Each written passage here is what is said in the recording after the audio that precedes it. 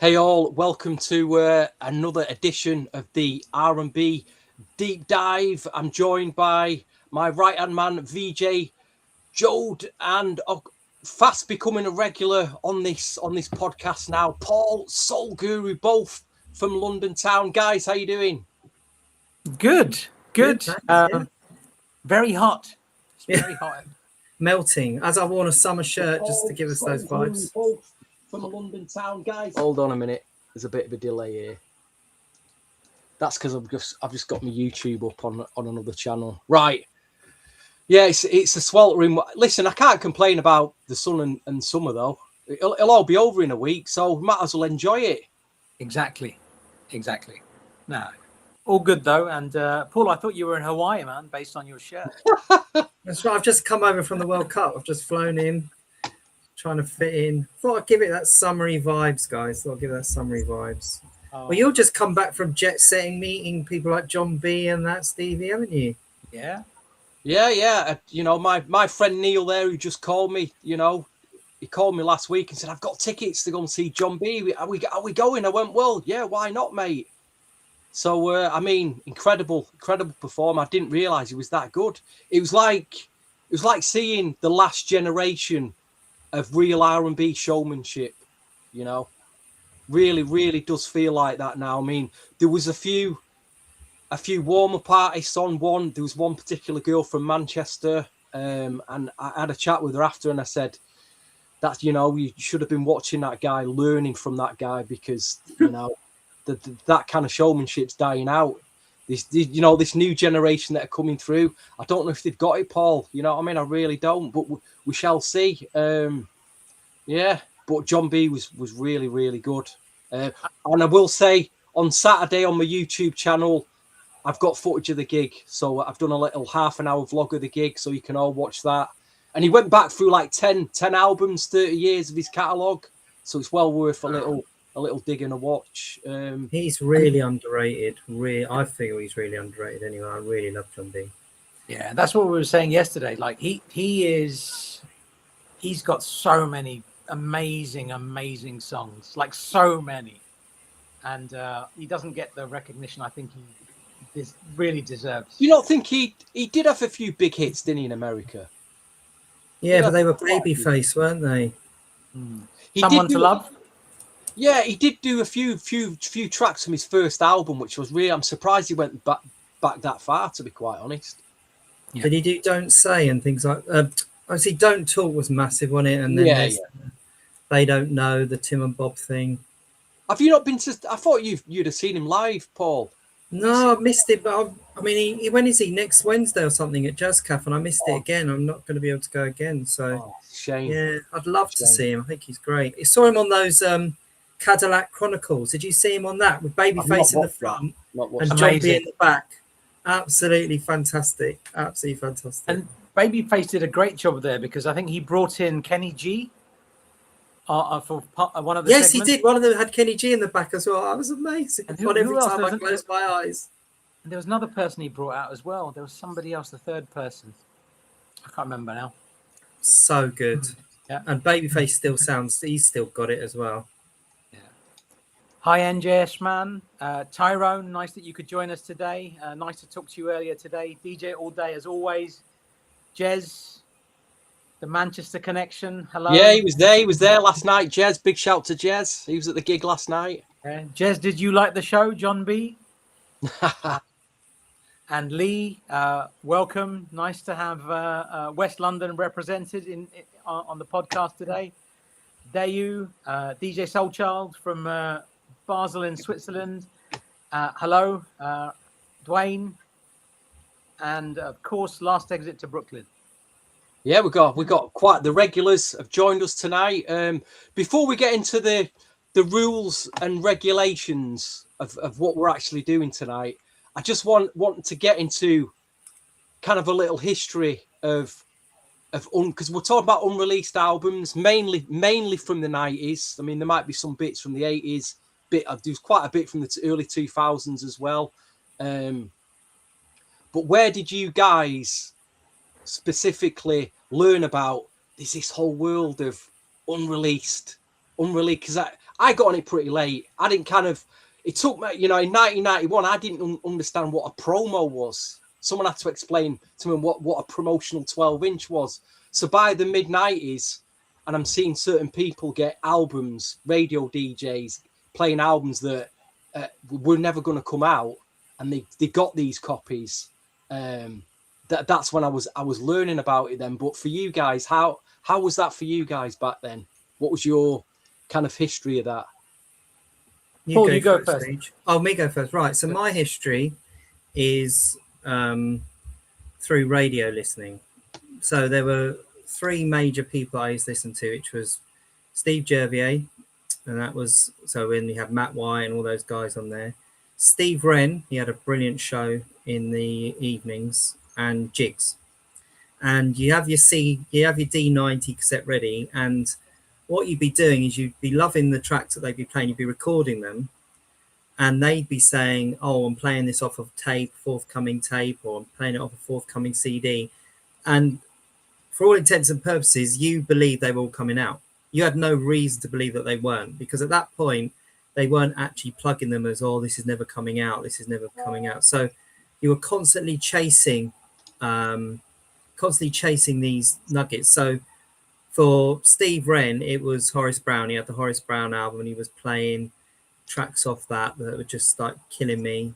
For Jervier and Matt White, they were playing that N-Ton thing that we love, the Dark Child, and Jigs was playing 911.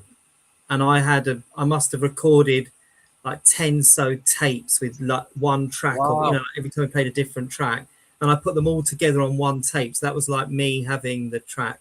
Oh, sorry, Matt White was Nesto album, of course. Sorry, not N-Ton, Nesto. So those are the 3 albums that you wanted to get. And you'd go into the shops uptown, you go to Uptown, you go to Unity, Wild Pitch, and you'd ask for these albums, and they'd just be like, they don't know what you're talking about, they don't exist. And then 6 months, a year would pass, and they're never coming out. And you're just wondering what's happening. And you're reading in Blues and Soul reviews, or like Jeff Flores doing his reviews of things. You know, you're dreaming that they might come out. And then once they know they're not coming out, then those DJs just hold on to them. They're playing them as known, unreleased, you know, the only place you can hear Nesto, the only place you can hear 911. And then they'd start saying, oh, I've got it on a tape, I've got it on a DAT.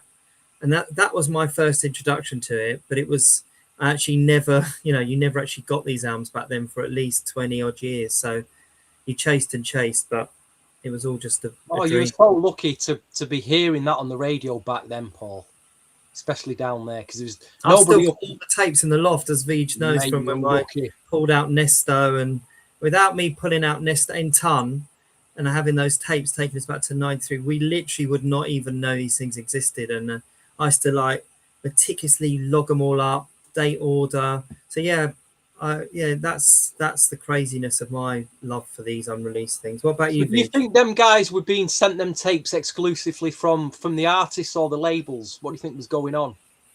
Yeah, they must. That's how they must have got them. That's how they would have received them. Like we know about the N-Ton. There was the N-Ton that Matt White got. It's here outside your room. It's on a Down South sampler, Down South Records sampler, the N-Ton, which was the 2 Rodney Jerkins tracks, which I wouldn't have known about if Paul hadn't recorded that show. But I did manage to track down a copy of that very, very rare cassette, Down South Records. You had Omar Chandler on there and 2 Rodney Jerkins, and I think there was something else on there, which was, the other 2 tracks were rubbish. I can't remember who it was. I didn't like that. But my knowledge of promo records, promo CDs, tapes, it came much, much later. I had a red album cover for the Horace Brown first album. And I didn't know any other way of getting that first album. And that must have been, I would say, probably 93, 94 when that was, whenever Horace Brown was like hot shit at the time. And I think it was 3-4 years later, Mike Stevens had there was an advert in what's that, Fat City, in Yeah, Blues that's and Soul, it. Yeah. and it said that Horace Brown's tape was selling for £20. The Oh, moment I saw that, Wow. I didn't know what a promo cassette was or a promo anything was. I just knew that I needed to get that cassette. That's all I knew. Horace Brown, the original Uptown cassette, I needed to get it. It was £20. I called up, and Mike said it had just been sold, and I'd missed it because Blues and Soul was fortnightly, right? So by the time I'd got my copy or when I'd read it, somebody must have had that a day, 2 days before me. So I missed that. So that was my introduction. Mario Winans' first album on Motown. I remember buying that promo album and thinking, what's this nonsense? It's like the promo CD. There's no cover, there's no artwork. And then the person, I bought it from a shop called Major Flavors, which Paul will know very well. And Ron, Ronnie. the guy there, he turned around and said, BJ, it's £5. What's wrong with you? Just get it. You need it. And I said, all right, I got it. I listened to it and I was like, oh my God, what is this album? Mario Winans' first album. That was probably my first promo album that I'd conscientiously bought and thought, oh, wow. So it was much later. I mean, obviously we're talking about promos from the early 90s, late 80s. We've all collected all of that stuff since, but that was my first introduction. That Horace Brown and that Mario Winans. Wow. I mean, this will surprise you, Paul. An early story that I do recall. And I did try to get him on the podcast. It's a story that Leaky Fresh, who was on Sunset Radio at the time in the early 90s. Richard Serling was on at the same time. He had like a Sunday soul show, which was an incredible show. And he'd always play like stuff off tape. And one of the cassette tapes he acquired was, before it came out, was the Mary J. Blige cassette, the Uptown cassette of the 411. Yeah. And Leaky says to me, oh, by the way, I've got this tape. It's not for me. Do you want it? And Richard actually gave away the Mary J. Blige tape before anybody had it to Leaky, and he was playing it off tape. Oh, wow. So that was one of the kind of first things that I heard pretty exclusively. I don't know if you know the story, the Brotherly Love track. But mind you, it's not unreleased, that. At the time, I thought it was unreleased, but... Brotherly Love? Yeah, there was this record by Brotherly Love. What was it called, Paul? That Brotherly Love? Whole lot of Again, that was being played on the radio. Oh. And I go in Expansion Records, and for some reason, they didn't want to stock it. And I thought it was unreleased, and I had to wait 10 weeks. I had to get it from another store, Goldmine, I think it was. But there was some, and I think Richard Serling this is why I want to get him on the podcast. I want him to ask him about this story, because apparently that record was banned from being sold in Expansion Records. Oh, really? Okay. And I want to know why. He may never reveal the story. So I always thought that was unreleased until I actually got that Brotherly Love record. Wow, Grover Washington thing, whole lot of I know it. Yeah. And I just wanted to give a shout out to Mr. Blackbeat. He is one of the craziest collectors on planet Earth. Like with this world, that boy, I mean, dude, some of the stuff you get and some of the stuff you very kindly share on YouTube, it's amazing that you are such a passionate collector, man. Because that cassette stuff, it's another level of collecting, isn't it? Yeah, some of the stuff you share, man, is just mental, man, just mental. But welcome, Mr. Blackbeat. I mean, but I think the real in-depth stuff of it started in the mid to late 90s. Again, up here, all evolves around Richard Serling and Mike Stevens. Mike Stevens obviously got One Way Records, and he partnered up with a friend of mine, Andy Mad Hatter, and they were in the shop all the time. And I think Mike got a lot of those advanced tapes. And I just remember for a few years, just people coming in the shop. And I had to stand there every Saturday. People would just come in going, have you got the Anthony Hamilton album? And Mike would just have to stand there and go, no, do you know when it's coming out? And eventually, I'm sure he made some stories up just to keep people coming in the shop. Yeah, it's dropping in a few months. Have you got the Mikey album? Oh, that's coming out in such and so. And I thought, this has been going on for 2 years, this story, this Anthony Hamilton and Mike. I thought these albums are never going to come out. So yeah, I mean, just great times looking back. And I think some of those, that's when these albums started to get you know, I'm not blaming the modern soul scene, but a lot of these albums got passed about on that scene, you know. And I'm sure, you know, you probably won't go into it, Paul, but that's what I was aware of anyway. I'm trying to think of how these albums got into circulation, apart from just the, you know, the same circle of DJs. This is where, for me, it kind of started, you know. I think you've hit it right, though. That is right. For us, it was the radio people and the shops, as it were. They didn't really. I mean, Ron in the end was getting. I must have stood next to you with that, Mario, because I've got that, because the track jumps on the Trackmasters remix as well, doesn't it, on that CD? But yeah, I was probably standing next to you when you bought it. But he had like a stack of them, didn't he? Just knocking them out, £5, just a CD, just a tray. What did we wait? 2 years for it to come out after that, or a year at least? Yeah, I mean, it was a long time. I mean, of that particular promo, I found a copy on I can't remember where it was, somewhere online many years later. There is a cover, just the front cover. There's a front insert for that. So that was crazy. And I shared that with Mario, because I did a show with Mario in London a few years back. And I showed him that cover, and he said he'd never seen that before. So that was cool. I've never seen it, no, never. But that album, my God, it's wildly underrated. And if that album was only on that promo CD, that would easily be in my top 5. Easily. My God, it's so good. Yeah, I can't really argue that. I think the next period I do remember, and I call this the unreleased album trade wars.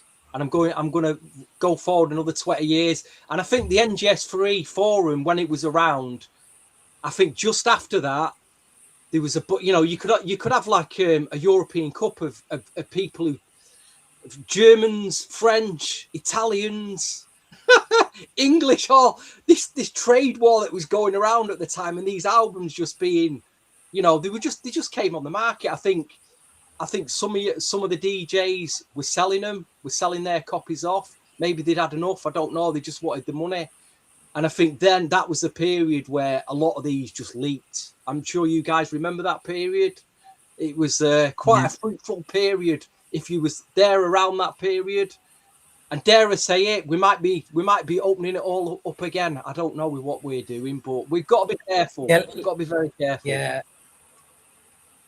All you lunatics that are just mad, stay the hell away from me. Go away. Well, I remember I started my YouTube channel back then, and I was uploading like snippets of stuff, and it drove me that mad that people say, why did you delete all your stuff off you? I said, it's quite obvious why. Quite obvious why people just do me head in. You know, there's that many people trading stuff. It was just like, fuck. Yeah, and I was getting strikes on the channel. I thought, nah, I just can't do this. You know what I mean? Can't do it. But anyway, do you want to? I mean, is there anything else you want to add to this before we actually get into the list we're going to share? I was just going to say that it was about building relationships with people as well, because I spent a fair bit of money with Ron, and Ron lived in West Ealing, and I lived in Southall. And there were a few times I went round I was in that sort of inner circle with Ron at one point, just for a split second, and I went round to his flat one time, and he gave me not gave me, but I bought off him. It was the Rassan Patterson 6-tracker, which was like a little cardboard 6-tracker with reviews from famous other singers before the album came out. Erica Yancey, Adriana Evans, and at that point you were able to get these albums on promo before, and I've never actually bought finished copies of these albums. I've still got all those promos, so I don't have any of the credits or anything. But you had to build the relationships with the sellers, with the DJs, you know, whoever it was you were lucky enough to build that relationship with, so you could get those. But the window was very short, and when you were in, you're in, and when you're out, that's it, it's gone. And then it was years and years until the eBay days and the Discog days, and like you say, the trade war days, before I was able to get a lot of these things, and then eventually own them through bidding wars and all sorts of stuff. I mean, a really important question here before I forget. That period between 93, 96, 97, the main bulk of all these unreleased albums seemed to come out in them years. What was going on in that period, and why is there so much unreleased stuff from that what we call the hip hop soul years? Let's call it that. Why is the main bulk of it them years, do you think? My take on it is there was just too much music coming out, and there was let's say you have a Blackstreet, for example, and then you have another group like 911. Can Blackstreet and 911 coexist in the same world? That might have been the mindset of some of the A&R people, or whoever had the power, because if you listen to the 911 album, there's no way that should not have been released. Like, that's just something like Brick. Thing ever. We had an abundance of R&B groups during that period. So why did Brick City come out, which didn't seem to do anything, but 911 didn't? It's all to do with the label. It's all to do with the label, guys. Like, 911 was independent, wasn't it? They didn't have the money to back that up. They'd done the RAB, they'd shot their load with that Rip It Records, that was it. But like, I know of 3 of the albums that we're going to talk about eventually. Like, Anthony Hamilton was originally an Uptown album. Uptown disappeared, was swallowed up by MCA. Label Politics, that album, it was moved from Uptown, because he was on New York Undercover, wasn't he? I Will was on New York Undercover. He was an Uptown artist. Moved to MCA, bit of Politics, shelved. Not because it wasn't any good. I think it was just the label wasn't ready. Mona Scott at Elektra, she got that label shuffle. Jamie Hawkins gone. There's a lot of low-level politics and label shuffling and A&R shuffling that goes on as to why these things don't come out. It's not always because they're not any good. I think it's just unfortunate circumstance. I really do. And you look at a lot of them, it is label things. Label, they're looking at things. They're thinking, right, that's not coming out. This will come out first, and it just drops. If you're in the wrong place, the wrong time, it's gone. Yeah. It's sad and it's a shame. And another one I wanted to say, like, shall we? We've got to talk about the rules, Stevie and Paul. But Blackstreet's first album. Now, does that promo cassette count as an unreleased album, or is that how does that work? Like, that should really be like, that's a different album. Well, how many tracks were left off the retail release? Is it 4 or 5 tracks? Yeah, and also different versions. Many different versions. So if you want to include it, Weege, then include it. No, I'm not including it. Because I don't disagree. It's unreal. It's a different album, isn't it? A better album. Shall we just put it there as well? Definitely maybe a better album. I mean, when people say that Blackstreet's first album is better than Guy's The Future album, I always disagree. I disagree. But that 93 promo tape, that is comparable. Oh my God, that's just different planet. So shall I read out the rules? Can I say one more thing just before you do the rules? One more thing is, do any of you agree or disagree with my statement that sometimes when they're unreleased, they just sound a little bit better? Is that a really crazy thing to say? But no. there is some disconnect mentality in my brain that because it's unreleased, it just sounds a little bit better. Argue for or against, I don't know, but that's another way in which I see it as well. Sometimes I love it just that little bit more because it never came out. It's sad, but. And the other thing, it's interesting what you just said. You just said, your sentence that came out of your mouth was that Blackstreet's first album was better than the Future album. And I know why you said that. Because I didn't hear it when it came out. You didn't know that stuff. Like, there's so much music, and it frustrates me. You share so many sentences that drive me bloody mad. Because you have no context of what it was like when that came out. Of course I don't. Of course I don't. 50 albums that I rate so highly, and you're like, yeah, it's all right, but it's not as good as the second album. And I'm like, dude, are you smoking crack, sir? That's what I want to say to you, because it makes no sense to me. I understand. I get it. I mean, here's the other thing, right? Because we have got some time tonight. There's no World Cup match on it. We might not get a chance to go this in depth again, but You know, you've got some of these albums were pressed up with covers. The whole projects were there, and then let's take the Jeff Red or the Leday album. What was going? Because they were there in the shops for about a week, and then they were gone. So, and it seemed to happen a lot. There was a lot going on where you'd see a fully pressed CD, but it was then it was gone and it was deemed unreleased. I mean, Leday, is that still to this day unreleased? I don't know. Yeah. Yeah, that was Europe only. That wasn't even a US pressing. This version. I've got the same sticker on it. Uptown, 20 quid, I think it says. Oh, you got ripped off. Mine says 17.99. Oh, same difference. But I have that same copy. But that's a UK pressing. I'm just messing with you, pressing. man. It says 17.99. That's a UK pressing. That is. It's not even coming out in the States. I mean, I was a friend of TL Cross. I still am. You know, he's got so many millions of names.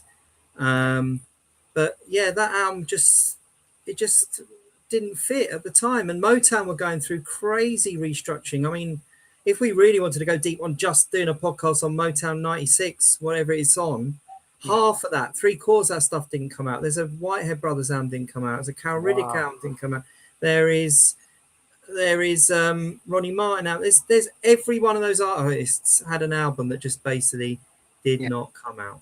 DJ Soulchild mentioned the second Jason Weaver album. Jason Weaver album didn't come out. Some great songs on there, but was it really a good album? I don't know. There's some amazing moments on there, like "Wish That I May." Come on, man, that's like that's one of the best ever. Yeah, one of the best songs ever made. 10 out of 10.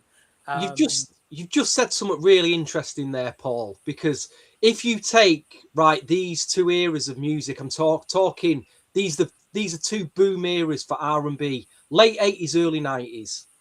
Then say late 90s going into the 2000s. I'm looking at the early 90s, late 80s, and there was a dance boom then. Do you think a lot of it had to do with the actual sound slowing down? Why wasn't R&B, selling as much it was, say, in the early 90s when it seemed to be, when we'd go into the shops and there was full of releases coming out? What was changing with those labels then? What was the difference from the early 90s? Just going into like 94, what had happened? I think there's got to be an element of tightening the purse, because like if you look at the budget for remixes and things like that, and like even albums, like the amount of producers that you'd have on an album, like some of those producers were charging $50,000, $25,000, $100,000, some were $150,000 a track. Now that's an expensive album. Mm-hmm. So that budget was stripped right back. You look at like who did name a song that had loads of remixes. They had like Leday, Party Tonight. Yeah, how many remixes are there of that? How much did they spend on that track? Just that song alone, it's crazy. And then what happened with that? What happened with that project? Nothing. They shelved it. Crazy. So yeah, Paul, did you have any thoughts on that? It's very interesting because actually the early 90s, they used to release more in the UK and the US. So like me and Vij have been talking about, you look at some of those albums, they actually were only released in the UK on vinyl and not in the States. That's a whole other level of craziness. That's crazy. Like what was it? Cut Close? Was that a UK? Was that a European issue only? The European vinyl Cut Close before it came out recently? Yeah. But there's a lot like that. Johnny Gill's album didn't come out. SWV, Jade. These were all just like UK only. And it was just that bridge where lots was coming out. And then UK just shut the doors on all this stuff, didn't they? And it was so much was then just US only. But I think the early 90s, they were quite sort of day and date release, US and UK. It was quite in tandem. Like Rubber the Right Way remix was on a UK promo 12-inch. You'd never think of that.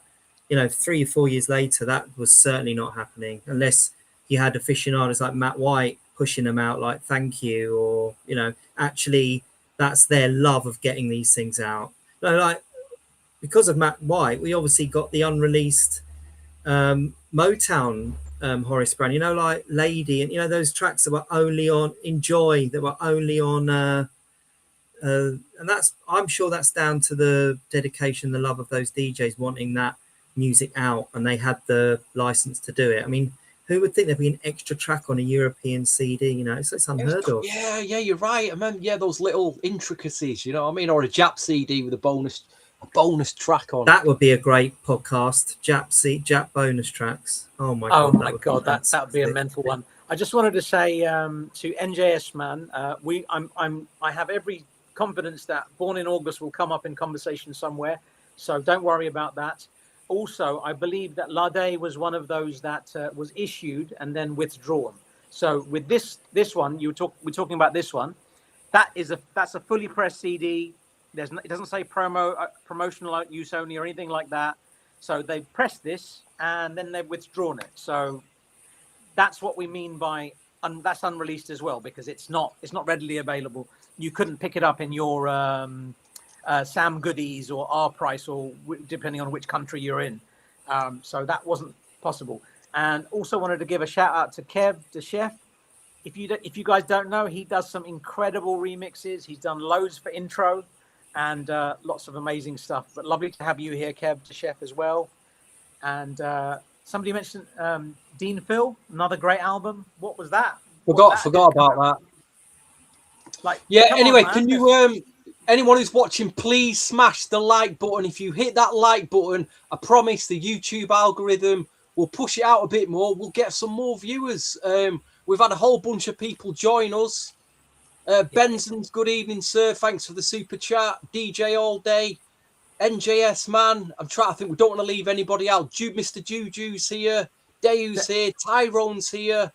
Like I say, if you've got any questions, you want to talk about a certain album, we have got a bit of time. I think we've got a bit of time tonight.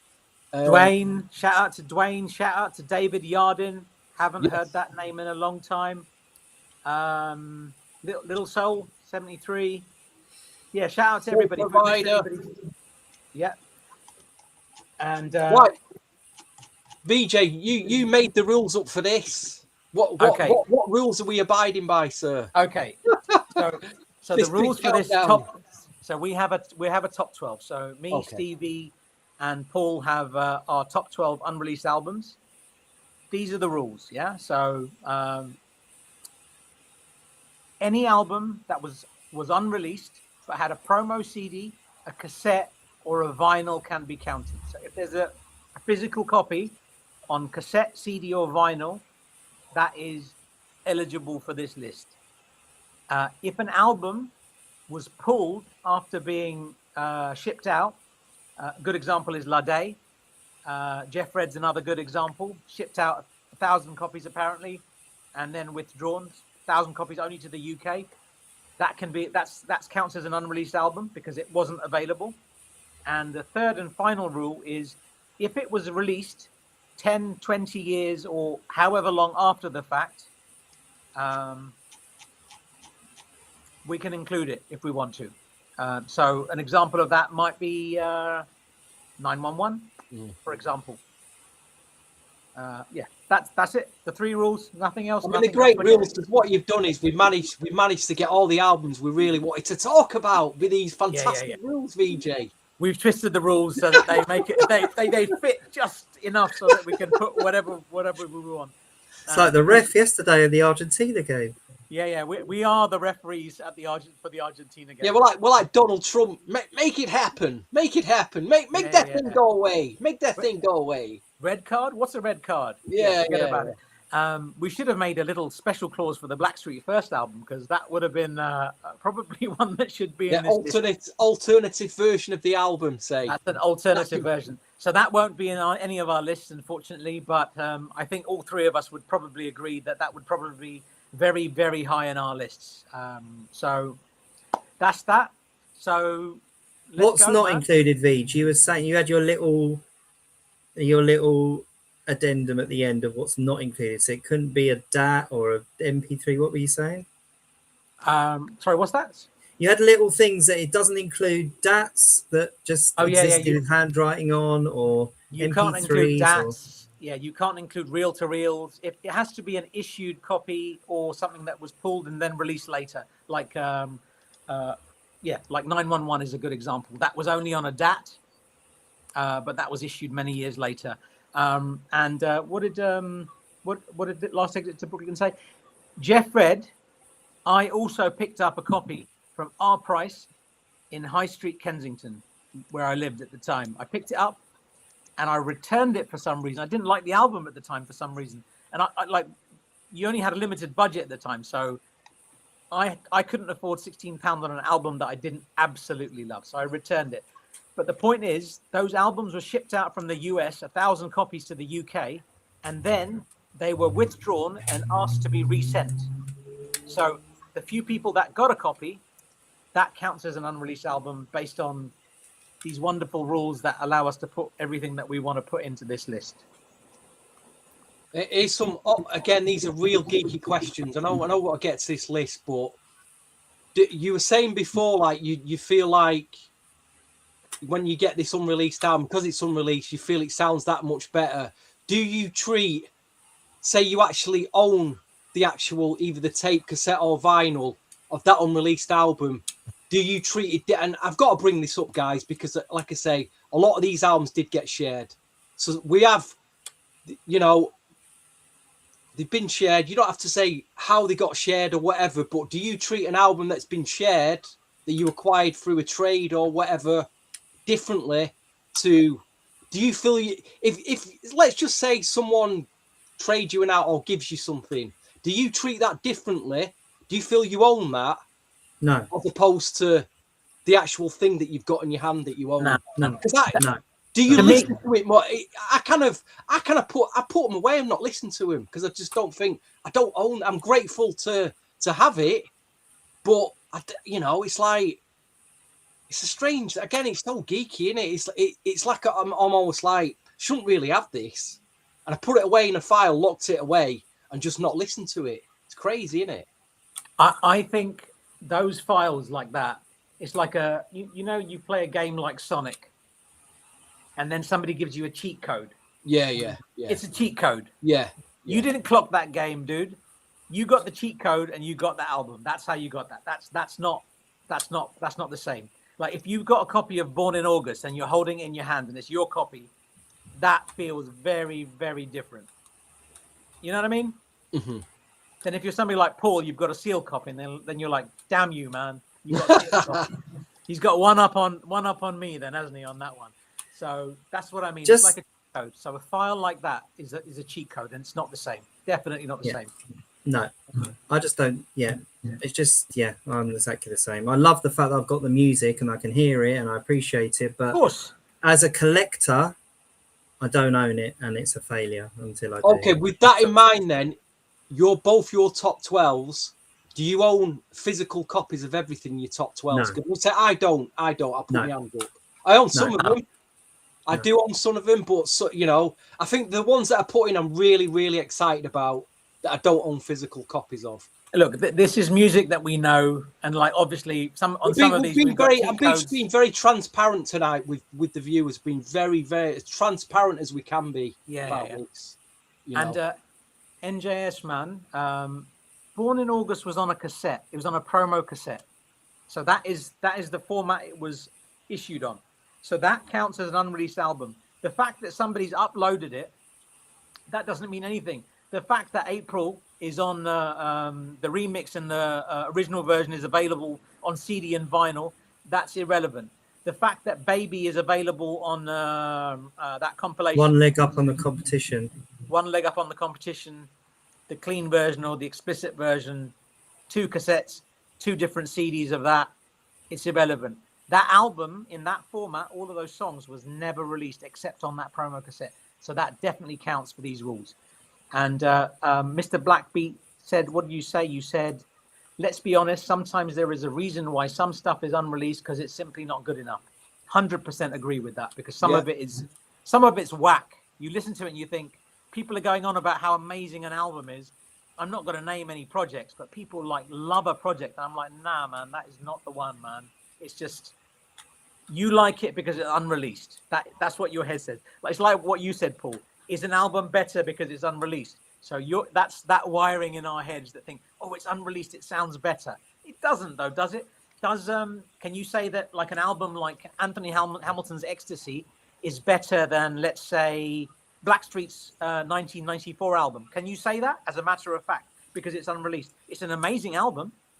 Ecstasy's a killer album, but then Blackstreet's released album is also killer. Forever My Lady's a killer album. So does that mean that, you get what I'm saying? Yeah.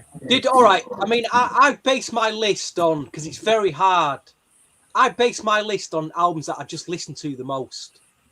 I mean, you've just said there other albums are better than others. Some are not killers, but I just thought the only way I can do, what did I actually listen to? What do I actually know? And I based it on that list. I'm not saying that they're the best albums, but they're just stuff that I listen to, that I did listen to. So there's a few inclusions like that. Just on that finished album things, that one of the things that somebody mentioned there was this Ada Dyer album. Okay. Killer. Now, oh my God. What an album.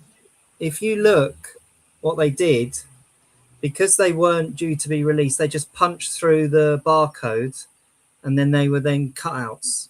And that's and that as well, but there you go. That's wow. And Malik, your production credits are incorrect there.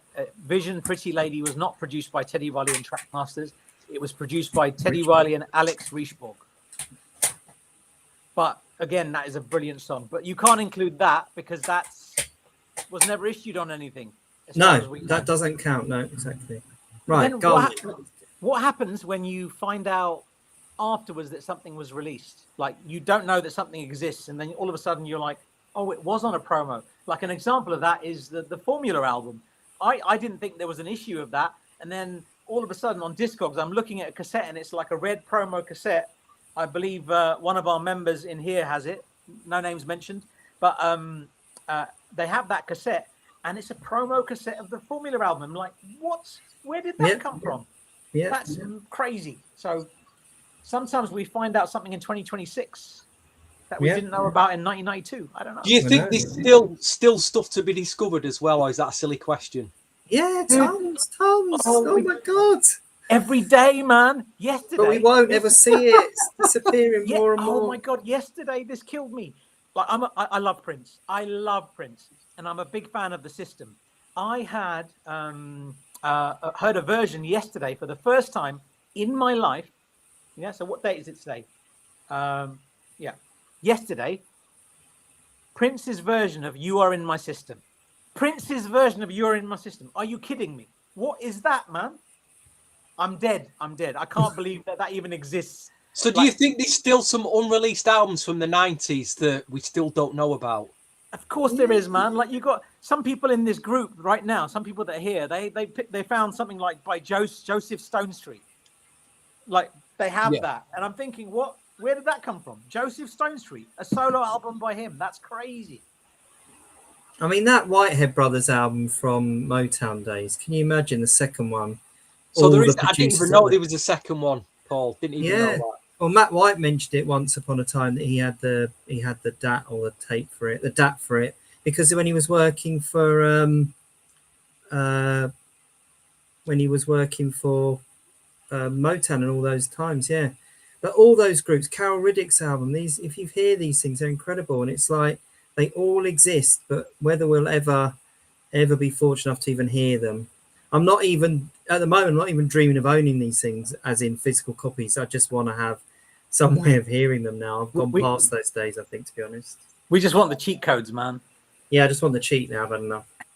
It's expensive. Like, to buy the originals now is crazy. Like, Stevie, like, you shop a lot, man. Like, you go shopping a lot, and you spend a lot on music.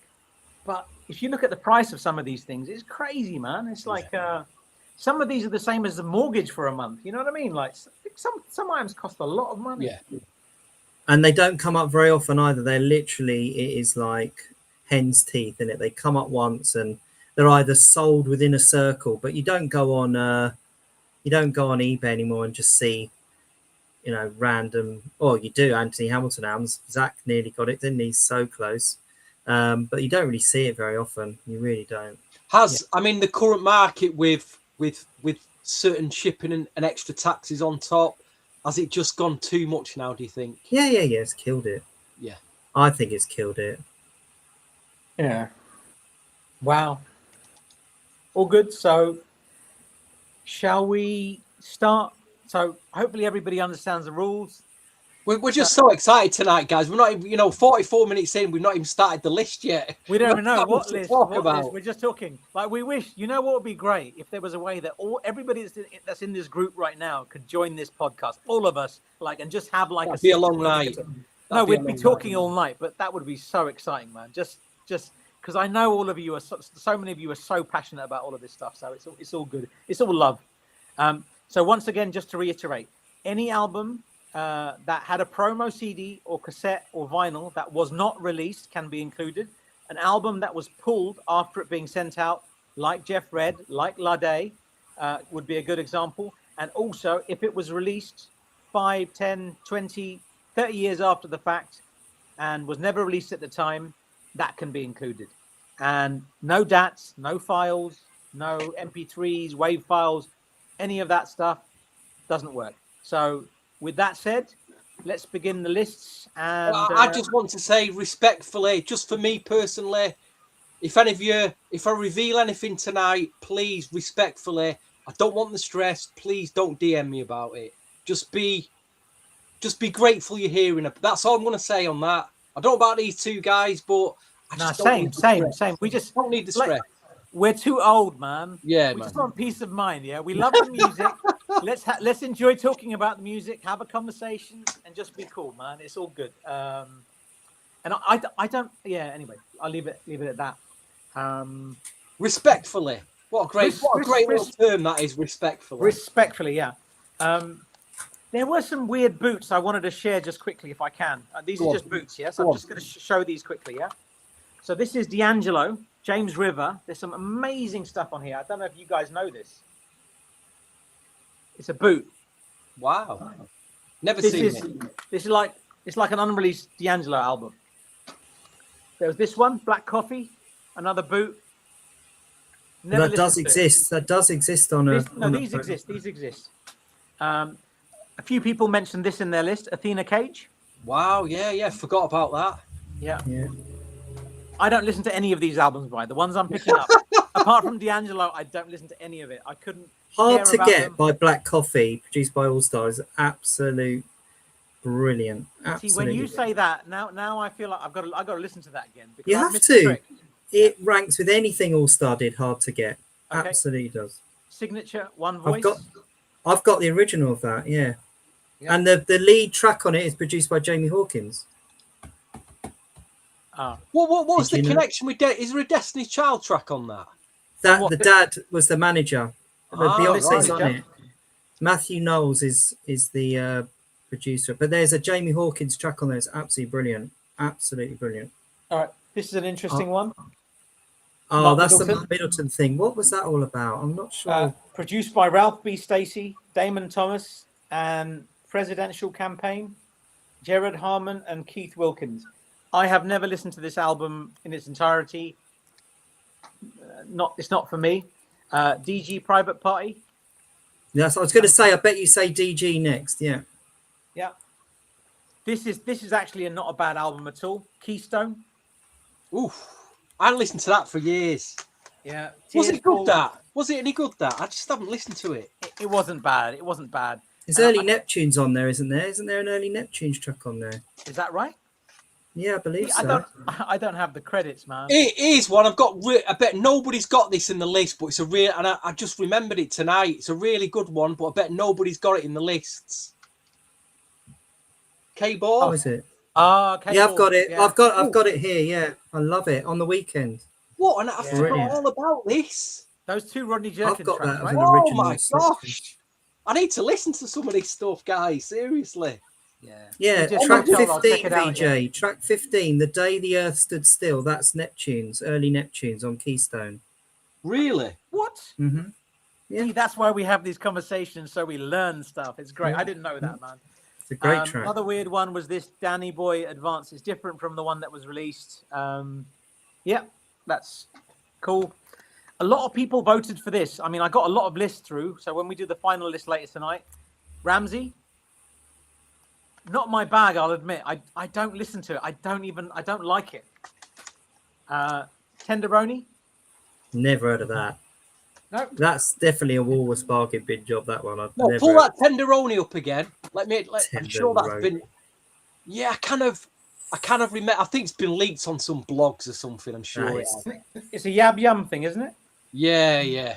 Tracy Edmonds and Babyface Edmonds. It says executive producers. And does this count as an unreleased album? This is the interesting one. Just before we get into our list. Yeah. Yes, it does. Yes, it does. Yeah. Now that's just screwed up my list forgot entirely, about- man. I forgot about that version. It's only one tracker though. It's only a one tracker. All right, cool. We better start cracking. We are well into this conversation and don't even know what our number 12s are yet. So let's go. So Stevie, you want to go first? I'll go for something really obvious. I remember it came out the same weekend as Mary J. Blige's the second album. I remember my friend Andy Matt. I think at the time I didn't even have a job. I was in college. I had £20.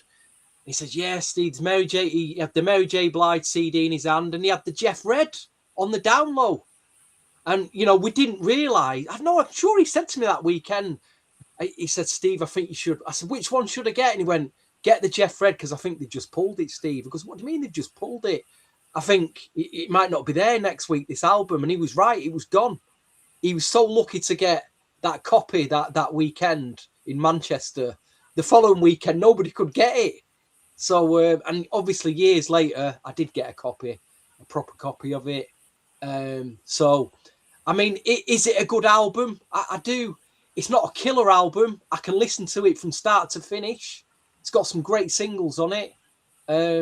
Maybe it is underrated. Maybe it is an underrated album. And I don't understand why it never came out properly, But I thought, Jeff Red has to go in at my number 12. And that's the reason why me and VJ know each other. Yeah, that is the reason. And I'm sure I will go into you guys, yeah, you can tell more stories about that even now or when you get to your listings. I don't know. Okay. Paul? My number 12 is an unreleased album that was through the Motown days, and actually a jazz singer. And there was a promo 12-inch that came out, and it was produced by somebody who I rank up as just about the best of the best in those days, a guy called Keith Crouch. And it was in the same days when the Mario Winans promos. You could go into Uptown and Big Al would give you 6 brand new Motown promo 12s at $13.99 each. All of that beautiful mauve label. There was shades, it was just everything. But this one artist had one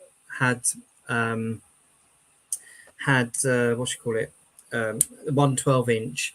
I later on actually got a CD single with a finished artwork as well. It was gorgeous. But there was a few of her tracks that floated around on Mojazz samplers. So I was building a picture, but never understood if there was an album or not.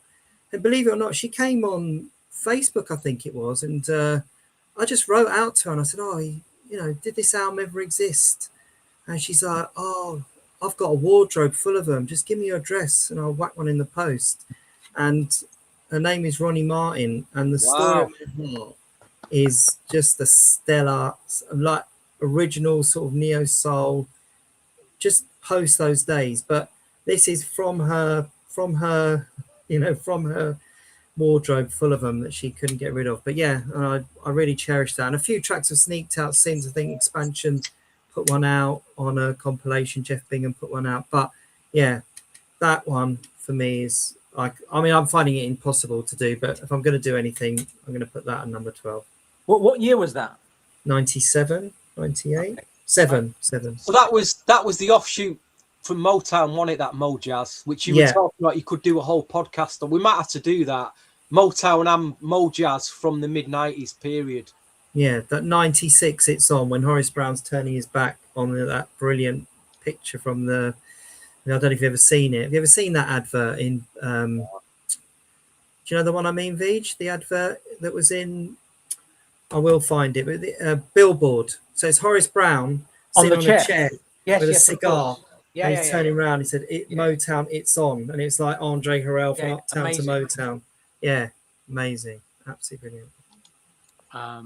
All right, my number 12. It was going to be.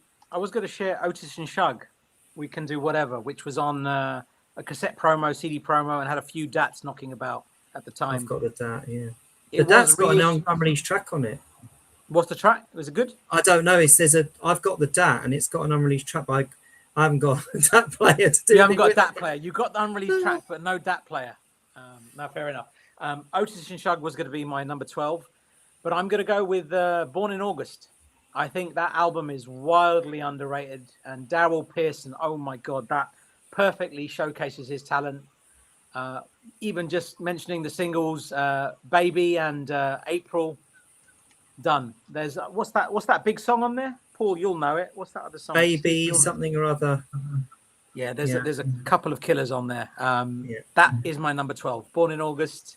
And I've just not listened to that album enough, but I know obviously April, the singles from it, dearie me. It's Daryl Yeah. Pearson genius, honestly. These It's guys like the would best not sound the non-Jodeci same album without ever. Daryl Pearson. They just wouldn't sound the same. Jodeci would not be Jodeci without Daryl Pearson. Give that man some respect. Daryl Day Pearson. He is absolutely the man.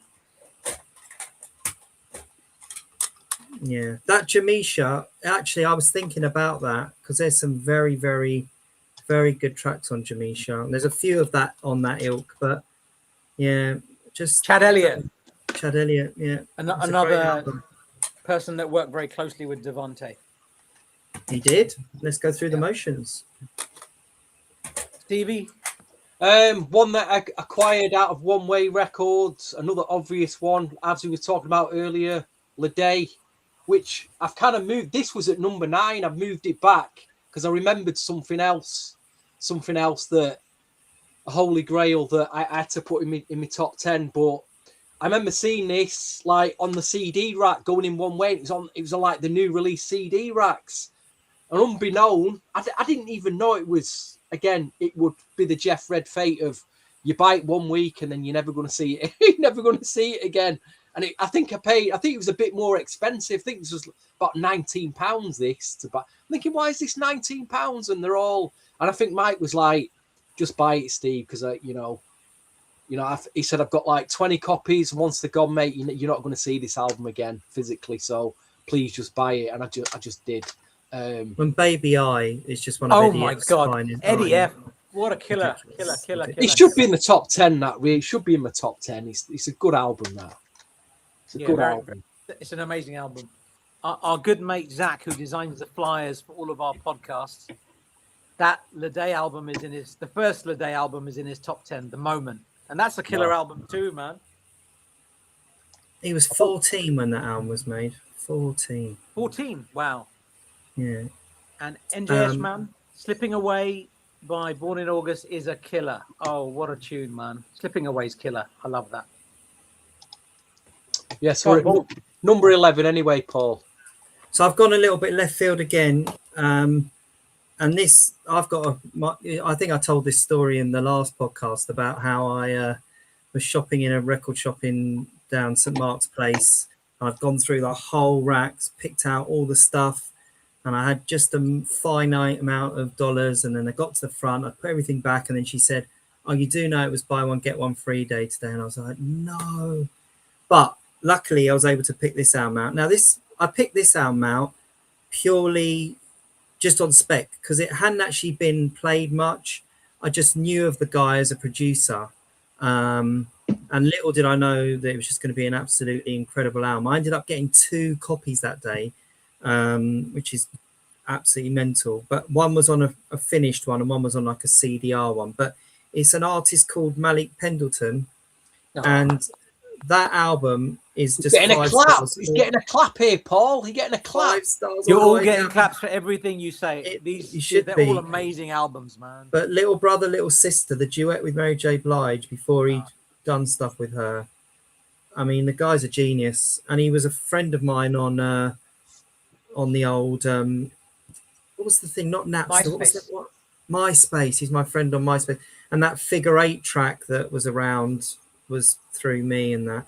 But yeah, that's Malik Pendleton, absolute genius. I just love every single track on the album. So it's not a particularly rare thing. I don't think anyone cares less whether it's collectible or not, but I think it's wonderful. So for me, if you talk about full albums of brilliance, from Well, 1999. I need to listen because I remember at the time it didn't seem to do much for me, but I need to listen to it again. Is it that good, Paul? Do you think it's that good? Yes, Wow. it's that good. Every track. Well, I Brilliant. need to dig that album out again then. I need to dig it out. My number 11. Paul's already mentioned it. Stevie's already mentioned it in some capacity. It's the reason why I met you, Paul. It was also gifted to me by Zach. He gave me my copy of that back in the day. He will be joining some of these podcasts at some point when we can get him on. He's a very knowledgeable boy. This was issued and pulled immediately. And as I alluded to before, this was issued. Jeff Red Down Low is my number 11. It was issued and then pulled. It was recalled by the record company. I think 1,000 copies were shipped to the UK, and that was all that was ever distributed for that. Obviously re-released on P-Vine Records many years later. I think it's on vinyl now. There is a wonderful promo cassette of this as well, which I have somewhere. It is a beautiful piece. Wow. It says ERG on there. Lovely, lovely piece. Really lovely promo cassette. I'm grateful that I, for the last 20 plus years, to be able to call Jeff Red a friend of mine. Lovely human being. And I think it's interesting that people forget that Guy 3 wouldn't have happened if it wasn't for Jeff Red. Also, Casey and JoJo's first solo album, probably wouldn't happen if it wasn't for Jeff Red. Mary J. Blige probably wouldn't have been discovered if it wasn't for Jeff Red. So the man needs a lot of respect put on his name. And this album's a killer. Show You's fantastic. The remixes around that, Marley Marl, killer mixes all day long, every day. You got the CD or the vinyl, the tape, it doesn't matter. You just need that remix somewhere. Other tracks on here, this had You Called and Told Me on there as well on this, which was an interesting one because that was released after the fact, 2-3 years after the fact, 4 years after the fact. But it's a solid album. Dinky Bingham's on it, a young Dinky Bingham, Alton Wokey Stewart, some other people, some good names. Jeff Red, Down Low, that's my number 11. Wow.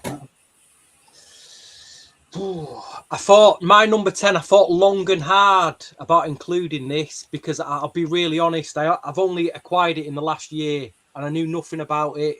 And when I heard it, I was just absolutely blown away. It says on Discogs, because the cassette tape with the track listing is on Discogs, and it says 1994. But when I listen to it, it sounds like it was recorded in 1992. There's no production credits on it. It's on Atlantic Records. The production of the New Jack Swing tracks, so it could be either Stanley Brown or Three Boys from Newark. But one of the tracks I recommend love, and another one of the tracks I Can Taste It. They're absolutely mind blowing. It's a recent discovery. If anybody in the chat knows about this, anything about it, let me know. But again, I thought long and hard about this, but it's a group called Victory, and the album's called Conversation. Not just as well as those two tracks, the other track are just, again, it's a real. I'm like, why have I not heard this album before in all the years? Why have I not heard this album? And who's singing on it? Who's produced it? Incredible album, and I thought it needed mentioning. I thought, all the collectors we've got here tonight, they're going to want that album. And somebody here must know who the credits are. So if anybody knows who the credits are, please do share it in the chat. Like I say, it is on Discogs, the cassette tape, the thing with the track listing. But amazing album. Never ever heard of it.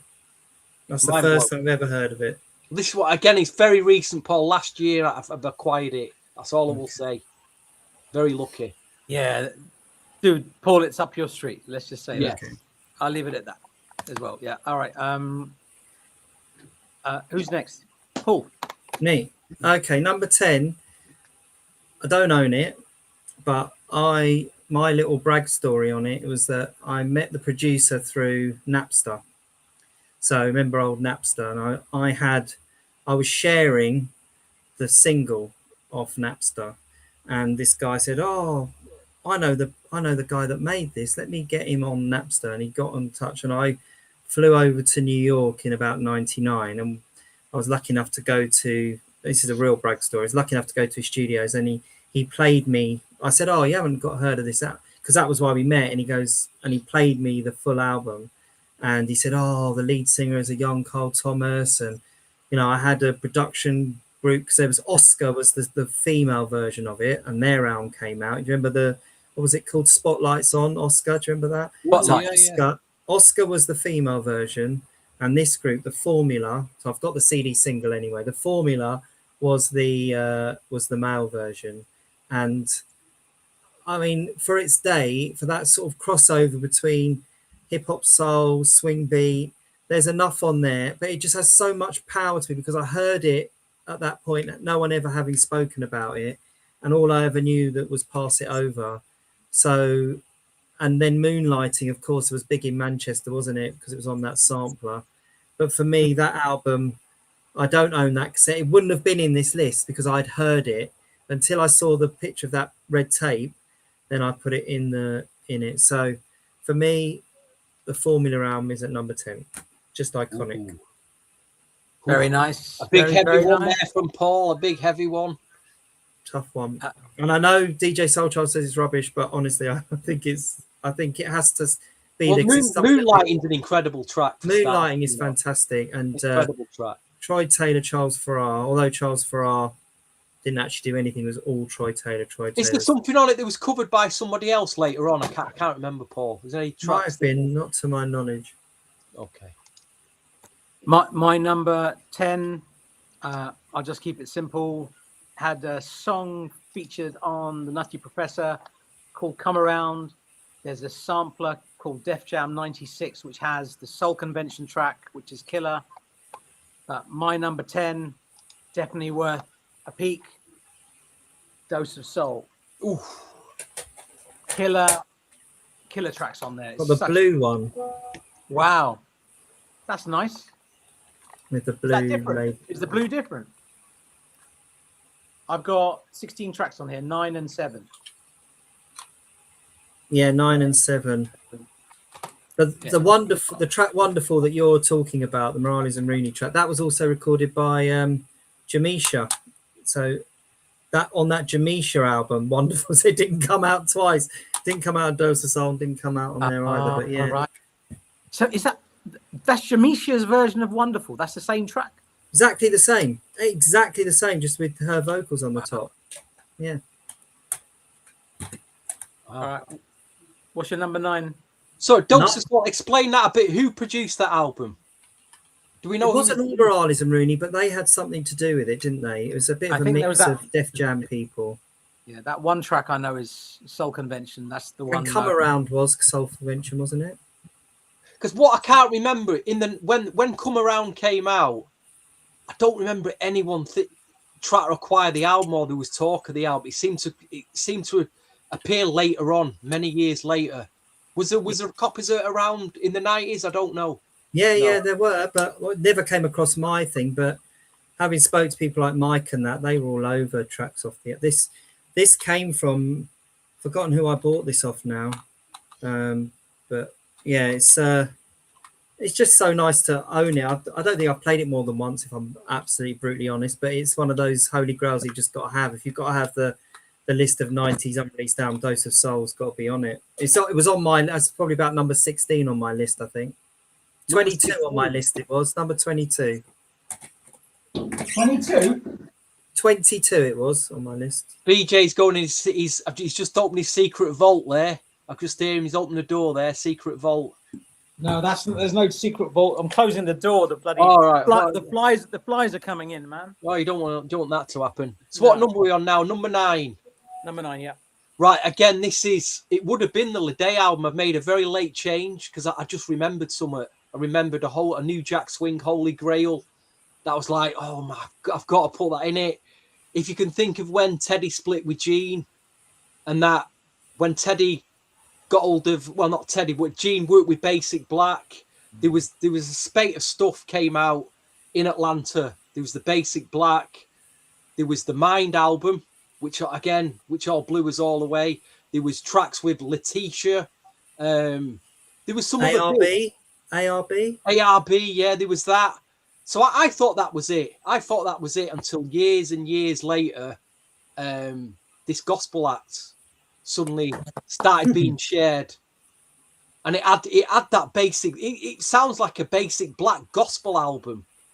And it just again appeared out of nowhere. Some of the soul tracks were being shared on the modern soul scene. Some of the tracks were uploaded by a few of the Europeans on YouTube. But again, it's just something I acquired. There is a physical CD of it. I've never seen it. I've got a rip of the CD, and I've got these two different cassette tapes, and I've got a separate different cassette tape that's not one that's listed on disc. There's two different tapes of it. Nice. So you know what I'm talking about, don't you guys? Edification. Very good. New Jack Swing. It even had the Griffin. They had the guy. That's what blew my mind on the cover. Where did that Griffin come from? Was that Gene's attempt to make a new guy? I don't know what was going on. Nah, the Griffin was there. Was it Artie Hoyle? Yeah, it was Artie Hoyle. But I think that Griffin was the GR Productions logo, but it was Gene Griffin, right? Griffin. Do you know what? I had to send Artie that album. He didn't have a copy of it. Oh, that's crazy, man. He produced the album. He just didn't even have a copy of it. That's insane. That is crazy. But I didn't want to forget about that because I was just so excited to get it, to hear it, and to get hold of it. So, Edification's at number 9 for me. Yeah. Go on, Paul. Yep. We have mentioned it before, and I won't spend too much time on it. And yes, my copy is sealed, and it did cost me $1. Buy it now, $1, $5 shipping in those days. I can't bear to open it. I really can't. But this album, I mean, we wouldn't have even known it existed. I think it was Zach or one of these guys that just alerted us to the fact that it existed, because I didn't even know it existed. I was happy enough with April and whatever remix, but then to find out that the whole album was produced by Daryl Pearson, who is just 1 degree off Jodeci as far as I'm concerned, and his production skills across his catalogue are just second to none. If you listen to Whispers by Usher, and Can You Get Whispers by Usher is just pure Daryl Pearson, and Slave by Tony Thompson, pure Daryl Pearson. There's no Devante even in the building apart from a few words. But this guy is an absolute legend. I know he does. I think he's made his money now doing advert stuff and that. But what a bass player, what a producer, and this is just as good as it gets for me. 5 stars pretty much all the way through. I think the track, A Girl to Call My Own, the very first track. Who are you talking about, Paul? Sorry? Who are you talking about? This. Born in August. All right, I can't see it. Born in August. Born in August. Timeless Journey by Storm Entertainment. That's another label in it that just got brushed aside, didn't it? By Storm Entertainment. Paul, you know your sealed copy. Is that the one where they put the wrong audio files on it? On theirs, instead of Born in August, it's a Spice Girls album. Do you know what? I've just checked. It's actually Peter Andre on Guts. Okay. That's a little bit of an improvement. All right then. But it's got Brian McKnight's version on it of that track without Peter Andre. So that would be very nice. That is an amazing song. But no, very good. That's a lovely piece to have that as sealed. And $1 plus $5 shipping. Come on, $6 for that. Mind blowing. Oh, that you never going to open it. Yeah, just leave it. Just look at it. Just look at it. Have your cereal in the morning and just look at it and drool over it. Put it in a frame. It's what I did. My number 9, they had a single out in '88 called Burning Love. Not particularly good. They had an incredible single off the House Party soundtrack called What a Feeling. This album was issued and then withdrawn, didn't really come out. There's a beautiful promo cassette of it. The album's called The Experience. It's from 1993. It featured a single called All of It. I'm obviously talking about Arts and Crafts. And this is a killer album. I love this album. It's such a good album. There's a bootleg vinyl with a bonus track called Charlotte. I don't know where that's come from. There might be another promo cassette or a DAT somewhere where somebody's decided to press that. Charlotte's fantastic. But the fat mix of all of it is stunning. Oh my God. That and the LP version. I couldn't tell which one I preferred, but Arts and Crafts deserves a mention. And 1993 killer album. I'll give that a clap as well. I love that album. The only gripe with that album, the bootleg and the CD, just the master. What happened to the mastering of that album? Yeah, it's always sounded a bit muffled. Even the fat mix. Even the CD mastering. Yeah, that's number 20 on my list. That was number 20. I'm glad it made it to your any list of yours, Paul. That's good. That's a good sign. What was that song that they had on? The one which was done by Soul Convention. All I Want. Yeah, All I Want. Brilliant. Soul Convention track. So if you don't know it, try and find a copy of that. It's definitely worth it. See, we've got Jez here, and I appreciate Jez for watching this podcast because he's not aware of any of these. He's not heard these albums. Great. He's sticking with us. Big shout to you, Jez. And thanks for good night last night, mate. Thanks for that. Bice, what's this one? If I want to put, all right, okay.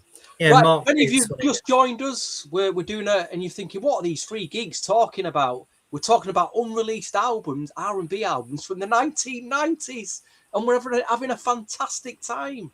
Anyway, what number are we on? 8. Number 8. Number 8. I'm trying to justify, is this actually a good album? Even though I was so desperate to get hold of it. And again, it was another, I had to pay like £19 for it when it came out. And the guys at the counter were like, I'm sorry, but I remember paying £19 and about 3 weeks later, there was a batch of them in HMV for £1.99. I think you probably say, they probably were in the HMV in London as well. We all got like multiple copies of it. But I played the single off it and the track Feel of Your Lips, and it's the sister album. I think I put it in there because I was so desperate to get hold of it. But is it actually a good album? Why was it shelved? Why was it pressed up and shelved? Out instantly. It makes it into my list, and I'll talk a little bit about how those copies came about. Like I know how those copies came about from Germany. Actually, let me mention it now. I won't mention it when it does make my list. Mm-hmm. So my sister used to work for HMV, and the buyer at HMV was on a trip to Germany, the main buyer, and he's an R&B fan, and he saw this sister album. He saw all these copies. He brought all of them over to the UK, and they were selling them for, I believe, $2.99 or something like that in HMV on Oxford Street at the two shops that they had, and that was it. They were the only copies. I know Paul had some other copies, but I don't know what the story is about those. But the ones that were withdrawn with the little cut on the spine, all of those copies came via that buyer who was my sister's friend back in the day. So that's how they all made it into HMV, and that's how we got our $1.99, $2.99 copies. And I'm sure all of us have sold a copy or two for £100, £200. £300, I don't know. I'm sure we all. I mean, production wise, it was mind blowing. It was just nothing. There was nothing like it at the time. I mean, the songs, I just couldn't get me. I didn't think they were brilliant songs, but definitely the production. You couldn't argue with the production on that album. And it's Missy Elliott's first project, really. Well, second project if you count that indie release. Well, it was. Go on. No, you go. No, I mean. I love the fact that it was all segued. It was literally like one sound piece, and there was bits where they pretended to take a tape player out. I think it was Feel You Up or whatever it was. I actually played it yesterday whilst preparing for this. I thought I'd give it a little listen. If I'm really honest, it didn't stack up to how I remembered it. When it came out, I actually lived with this like every single day. And it makes my list as well. And I remember this. I don't know if you ever got hold of this, but there was a bootleg of it. I had to travel to Brixton to pick up, and so I got this 90 like when it was about. What is that? It's the bootleg of the sister album. Oh, okay, fine, nice, lovely. And that was the only way that you could get it back then. And then I found a copy of it where in in a shop in Oxford Street. There was a CD shop. I don't know if you remember it, VJ, but it was opposite, like right at the top end of Tottenham Court Road. It was upstairs. It had like an arched window. You could see inside, but he had loads of CDs, and he had a copy of it like with a mock-up. So it had a photocopy of all the stuff. So I was getting closer, and then I stumbled across that same thing in Oxford Street. God knows how many of us stumbled into it, but I was knocking them out for years, honestly. But I don't know how. There was one day, that same shop, I believe, they had 4 or 5 that were not cut out. They were like fully intact. And I used to be able to sell them for way over 250, the non-cut out versions. They were like rocking horse, they were. But I had about 5 non-cut outs and about 20 of the cutouts. But yeah, I mean, early Missy, early Timbaland, Devante. I mean, back then it was just Holy Grail stuff. It was just actually Holy Grail stuff. Brilliant. And the thing I'd want to say about the ones that haven't got the spine cut out, there are levels to collecting. And no, there are. This is the little weird. This is how weird we get. We're all a bunch of bloody weirdos, I tell you. Because if you have the one without the spine cut out, you're a badass because you've got the sister album. Great. If you got one without the spine cut out, that's gangster level, man. That's just different planet, man. I wish I'd kept them all now. No, but it's crazy the detail. Like like Stevie, me and you, when we go to record shops, and we've been to quite a few record shops in the last couple of years. You go to a record shop and you're like, BJ, check this out. It's got the hype sticker, and I'm like, yeah, but dude, we've got 7 copies of it at home. Yeah, but none of those have a hype sticker, so we have to get the hype sticker. So these little details all matter. The last time we went record shopping, Paul, do you know what I found? I found it and I gave it to VJ. I just cut a white label of the first Mac Band album. That's just bizarre. White label of the first Mac Band album with Roses Are Red on. What, a UK copy? Yeah, I don't know what it was UK. I don't know what it was. It just said it in the print, didn't it? I said, VJ, you're the odd collector, man. You take that. But this is bizarre. I'll never see that again. That is bizarre. And there'll be stories between all 3 of us where we've done something out of kindness and thought, shouldn't have done that. I wish I hadn't done that. Yeah, all of us have those stories. It's all right. It's done. It's in the past now. So whatever, it don't matter. But it's all good. It's all love. Keep it in the family. That's what I say. When you share it between certain people, it's like you've kept it in the family. It's not gone. That's it. Not gone out far and wide. You're, that Jodeci that you almost pawnbroker to me back then, Vij. That has never left the house. That's like part of the family. That's never left the house. But I found a copy eventually. I did end up having to pay €300 for that. Oh my God. My copy. But I needed that. It was one of those where, I just needed that. So, yeah. All good. So what number are we on? We're on number 8, Paul. Okay, number 8. So I got this and the arts and crafts on the same day. And they must have they must have crossed over. And mine was from Jasper outside of Unity. He used to stand there like a crack dealer, like I say. He used to stand out there with his bag of records, like flashing, do you want this? Do you want this? And I think they were £25 each. So got the arts and crafts, but it was also, this was on the same label, exactly the same. It was almost like they got shelved the same day. But it just contains some of the last real swing beat sounds of that 93 before it just disappeared by 94. But tracks like Now I Realise, with all their incredible remixes, Morales and Rooney were just like top of their game with Real Love and all this type of stuff.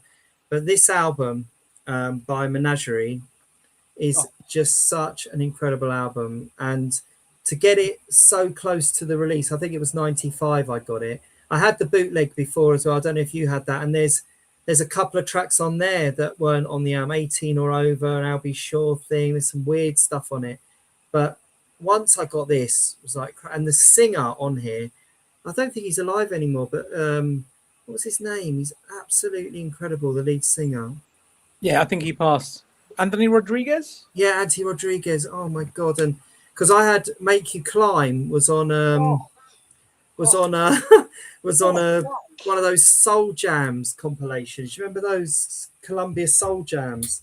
Make You Climb was on that. That's where I had that. So I had the, now I realise on that bootleg, the same bootleg that had the mint condition on it, or Lisa Stansford, what we were talking about, Stevie. And then when this album, I mean, I think every track on this album is pretty much bang on the money. But yeah, brilliant. Menagerie, all day, every day. So That's that is still unreleased to this day. Yeah, totally. Not really. Totally. Not released. So it's one of those where it was issued. There is a tape as well, isn't there? The tape. I've got two. There's two tapes. There's a red one and there's a blue one, light blue. Yeah, I've got both of those. But the red one is killer, man. It's such a beautiful piece, man. It's one of those where you just look at it. I just look at it. I don't think I've put it in the tape deck in my life. I just look at it. It's got that beautiful Soul Convention imprint on it because obviously Prince Marky D, and he was big then. I mean, just if you're a real R&B head, Menagerie album and all the remixes are just essential. Number 8 for me. Make You Climb. Oh God. My number 8, we've mentioned it already. I'm not going to say anything else about it. There's a red cassette of it, epic album. It was on a DAT and a promo cassette, which we know about now. It's the Formula album, my number 8. Very, very good album. And sorry, DJ Soulchild, if you say that's not very good, man, we have very, very different ears, man, because that is a killer album. That is Troy Taylor. He kills it on that album. So many great songs on that album, and it's madness to think that didn't come out. And was it Kev the Chef? Was it you that said that it's crazy that or a shame that Carl Thomas didn't release a solo album in the mid-90s? Because I think around that time that would have been great. Can you imagine a Carl Thomas solo album around that time? Wow, sounds amazing. But yeah, there is moonlighting on this compilation. Yeah, got that. Brilliant. That is. I've got that. Yeah, this is the one we were talking about. There's some other cool stuff on here, but have you got the CD single? Have you got this one, Feach? I don't have that. I don't. Look at the label. Look the amount of time they spent on it. And it wasn't Formula FOUR either. It was Formula. It was actually, they must have changed it on the release because all the promos was FOUR. That CD that cost me a stupid amount of money. That yeah. I know. Me too. Love it. Never again. No. Oh, I know. No. I won't. I shouldn't say that. It's this game is just crazy, man. We got the red one's got 2 more tracks. So Kev, can you tell me, like on the red cassette, are they different from the CD? They're 2 more tracks. Is that what you're saying? I should play that cassette then, shouldn't I? Really? What are those tracks? Oof. Yeah, here we go. What's R&B Breeze saying? I have that tape included. Non-album songs isn't good album. Okay, fair enough. Thank you for sharing that, R&B Breeze. All right, what's number 7 there? Well, it's already been mentioned. I was roaming round before, and for some reason, I've got 2 copies. I don't know. I've got 2 copies of it on CD. This is why I thought it was released. If I thought it was released, why is it in me? Why is it in me top 10 as an unreleased album? Menagerie is not actually. Menagerie makes my number. We've said everything about it, but it makes my number 7 as an incredible. It's funny because we put an album in there that's basically a rap New Jack album. Oh, it's killer! It's killer, but it's so good. I mean, I do cringe now when I listen to the song, even though I really like it. 18 and over. I'm thinking, Steve, what are you listening to here, sir? 18, you got to be 18 and over. I'm like, cringe. You can't listen to any of that stuff now. It's just hold on, but you can in a way. Shall I tell you why? Because how old were you when that came out in 1993? How old? were you? Yeah, that's true. It's very true. So if you're 19, I was 19 when that came out. Makes sense. When I was 19, singing 18 and over is perfectly appropriate. But I love the production. I love the production, but it's like, again, if that guy on IG who does them little reels where he's listening to something in his car and then suddenly the lyrics come up on the chorus and he's like, hey, if he ever hears that track, 18, and he's going to have a field day with that track. But yeah, that's my number, Menagerie. Again, I just don't know too much about it apart from Make It Climb, man. Oh, I mean, Brilliant. that could have been on the Prince Marky D and the Soul Convention album. Oh, yeah, definitely, It could have even been on that. They were kindred spirits. They were like, they were literally the same albums. He's on one of their tracks, isn't he? He's a vocalist on one of the tracks, I'm sure. But if we're talking about terrible lyrics, let's talk about the formula again. Pass it over, it's my turn. I mean, Jesus Christ. Oh my God, you're right. Oh my God. It's disgraceful. What's that about? You know what it's about. It's disgraceful. Is that what the song is about? Yes. Okay. It's really bad. You've ruined that song for me forever, Paul. I didn't know. I was living in my innocent bubble. It's gone done. I was living in my innocent bubble and you wrecked it, man. Oh dear. I can't listen to lyrics. I'm not a lyrics man, but when you hear them now, you get that prude voice or like Alan Partridge, you know, like, oh gosh, can't listen to that. It's terrible. Right, where are we at? Number 7. So we have spoken about this before. I didn't get my non-dinked spine version out, but I just thought for what it meant back then, Sister album has to be in my top 10, has to be number 7. Back then it was a complete album, every single track, every single remix, perfect. And the fact that you couldn't get it and it was unreleased, like I said, it just sounded a little bit better. Sorry. But yes, that for me, number 7, Sister. Feel of Your Lips. I mean, it's got to be Jodeci. It's got to be in their top 5, sure. I mean, Jodeci, Blige, Missy, Devante, ridiculous. One of the greats. All right. So that's your number 7. My number 7, I'm sure it's much higher in both of your lists. There's no way you haven't included it. It is an Ike Lee masterclass with Chuck Giscombe. Ike Lee is an incredible producer, and this album, it's a real showcase of Ike Lee's talent. Ike Lee was the guy that recorded, he produced all of Mantronic's This Should Move Your album, apart from Got to Have Your Love. That is actually Ike Lee. Ike Lee did the what's that, East Coast remix of Papa Large. That's also Ike Lee, uncredited. And when he gets into the R&B world, he's incredible. This album, Deja Groove, I've got a bootleg, as you can see. This is not the original, but it's a great album. Sitting on Top of the World with Joe, one of the best songs ever. It's got to be. It's just incredible. And I think about 20 years ago, 2007, we did a party, NJS Forever. We did a party and a showcase for Johnny Kemp, and we interviewed Ike Lee. And I asked him about this album and why it didn't come out. So if you want to find out a little bit more about Deja Groove, there is a YouTube video up on there, and you can have a look. I did ask him who his favorite artist that he worked with was, and he said Kenny Green. He said there's nobody else that came close to Kenny Green. And as a big intro fan, as I'm sure all of you guys in particular, Stevie, Paul, definitely Kev the chef there. For him to say that warmed me up. I thought that was fantastic. Deja Groove, killer album, and this is like a red card moment. How is number 7, VJ. How is Deja Groove only at number 7? I'm ready for the shade. I'm ready for it. But they're all killer albums. Every single album. You could switch these up all day long, man. Killer.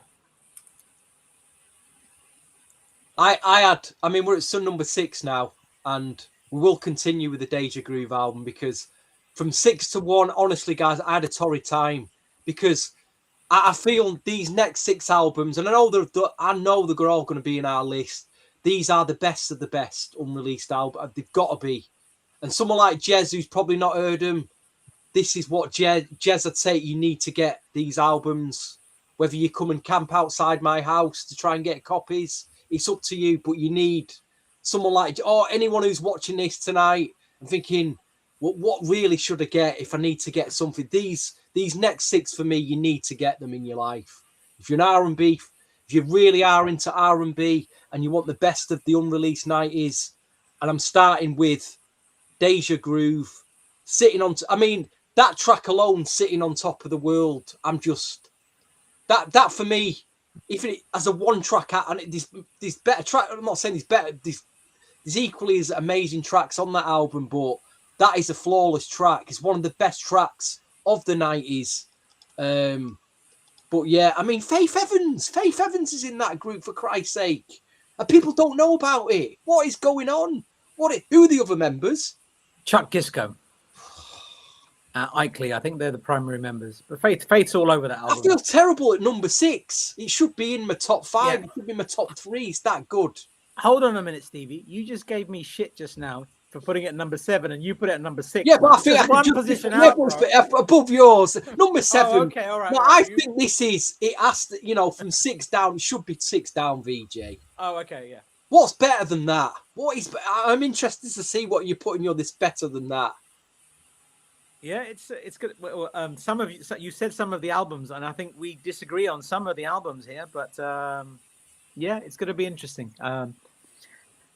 Yeah, go on, Paul. I did get to meet Faith Evans when she played at the Apollo in Manchester, and I very, very cheekily got a little interview with her, and I'm sure I asked her about the album. Sure, I asked her. And she was like, "How do you know this album? How do you know?" I said, "Well, there's a select few of us that know about this album." She was just blown away. She was absolutely blown away. That that we was even talking. Anyway, Paul, your number 6, please. Please don't disappoint me. Please confirm my next. This should probably be higher as well. Number 6. God, I'm stressing now. I'm cussing both of you now. Whatever you put in, I'm going to cuss you for putting it. Well, we're getting to the nitty-gritty now. We're getting to the real, killer albums of the 90s now. Really. I mean, for me, this album just has, without me, I'm going to be arrogant here. This album doesn't exist. Full stop. End of story. Well, fair play to you. Back in 1999. Own it, Paul. That's what I like. I am. I'm going to own it. Alan James, if you're listening, my friend, you can leave the building now. Right. Without me, this album doesn't exist. I am in Norman Sound's 1999 prime time, and there's a bargain bucket there. The Capitol rep has just been in, and he's just offloaded a load of crap. And there were 4 copies of a CD reference with Mike Etheridge written on it. Now, I'm like, Blackstreet, first album, Mike Etheridge, he gets a thanks with the Neptunes. This is, and we'd already had promos of Master Plan. So it's got no production credits on it, but it is a CD reference. It is official, Alan James, and we have argued this on Discogs for about 20 years. But I bought 4 copies of this. One went to me, one went to Greg, which is probably still in his loft. One went to Vij, and one went on eBay, and the £1,000 I got for it paid for my trip to New York. Probably the most stupid thing I did back then, because that copy, I think, has then become the reason why it's circulated. But anyway, it's good music. But you got a trip to New York. It's a lifelong memories, Paul. You're not worth it. When me and VJ pressed play on the episode, I think it's one of my most favourite musical moments ever. What do you think, Vij? How does that? I think it's incredible. I again, as I said, I'm disappointed you've put it so low. You suck. I'm stunned. You suck as a person. Number 6. You suck as a music connoisseur. You put it. I'm just. It's not even in the top 5. What is going on? I'm just joking. I put it much higher, but we'll get into that. It's a phenomenal find, Paul, and you were the one that found it.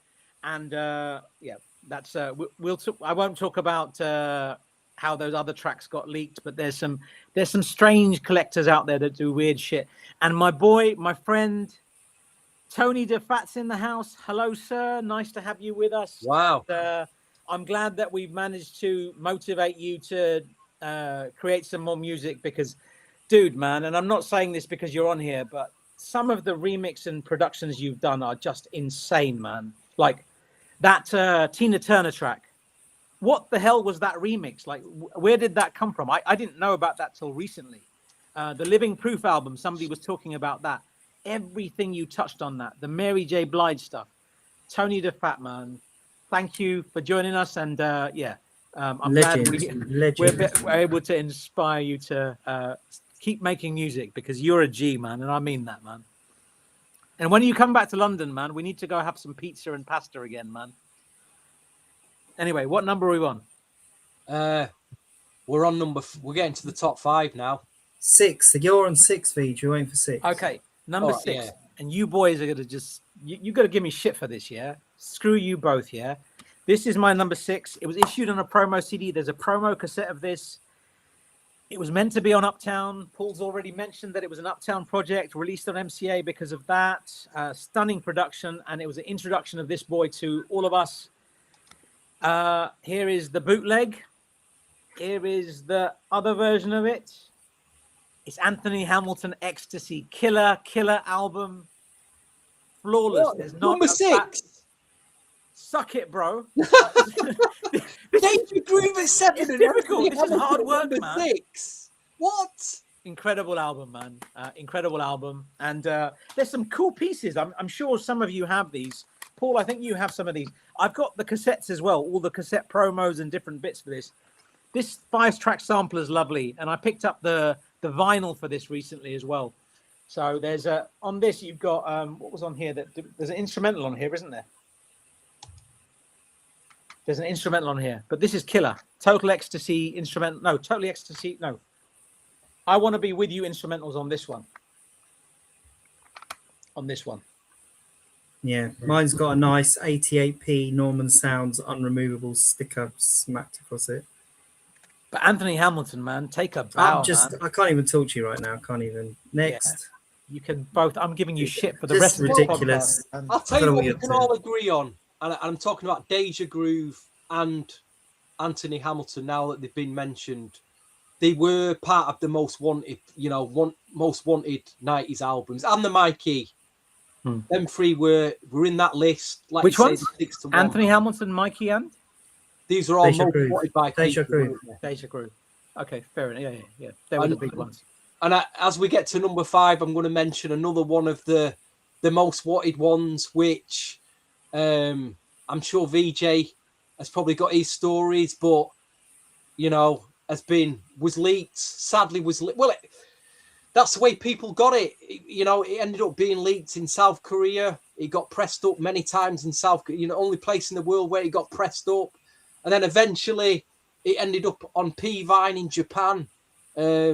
People like Jigs, Mike Stevens had different samplers of the album because there's different versions of this album, but it had to be in this top 10. And guys, you know exactly what I'm talking about, guys. It's 911.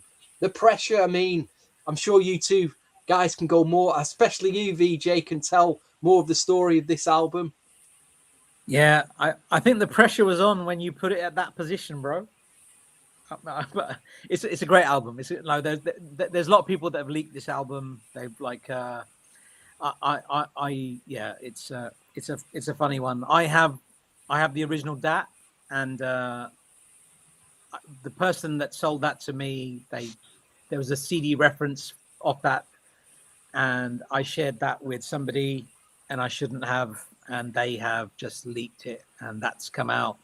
Even the pressing that's on P-Vine, that's from my dad. It wasn't remastered, which is unfortunate because the pressing on that CD is shocking. It's unlistenable. That's why that needed to be remastered. So anybody that's listening to it off that CD, I'm very sorry. It's a terrible pressing. It's a great album, obviously, but that's not the pressing. So that's the story about that. That's all I think I'll share about that. Tony, I was going to say, I will message you about the fish and chip shop. We'll take your son, Little Dough Fat, there again. I'll WhatsApp you. Come to London soon, though, yeah? And we need to... You shared some bits, like on your Instagram, where you found some reels and things like that. And some of those old bits that you found for the work that you did with Mary and the Notorious B.I.G., man, killer.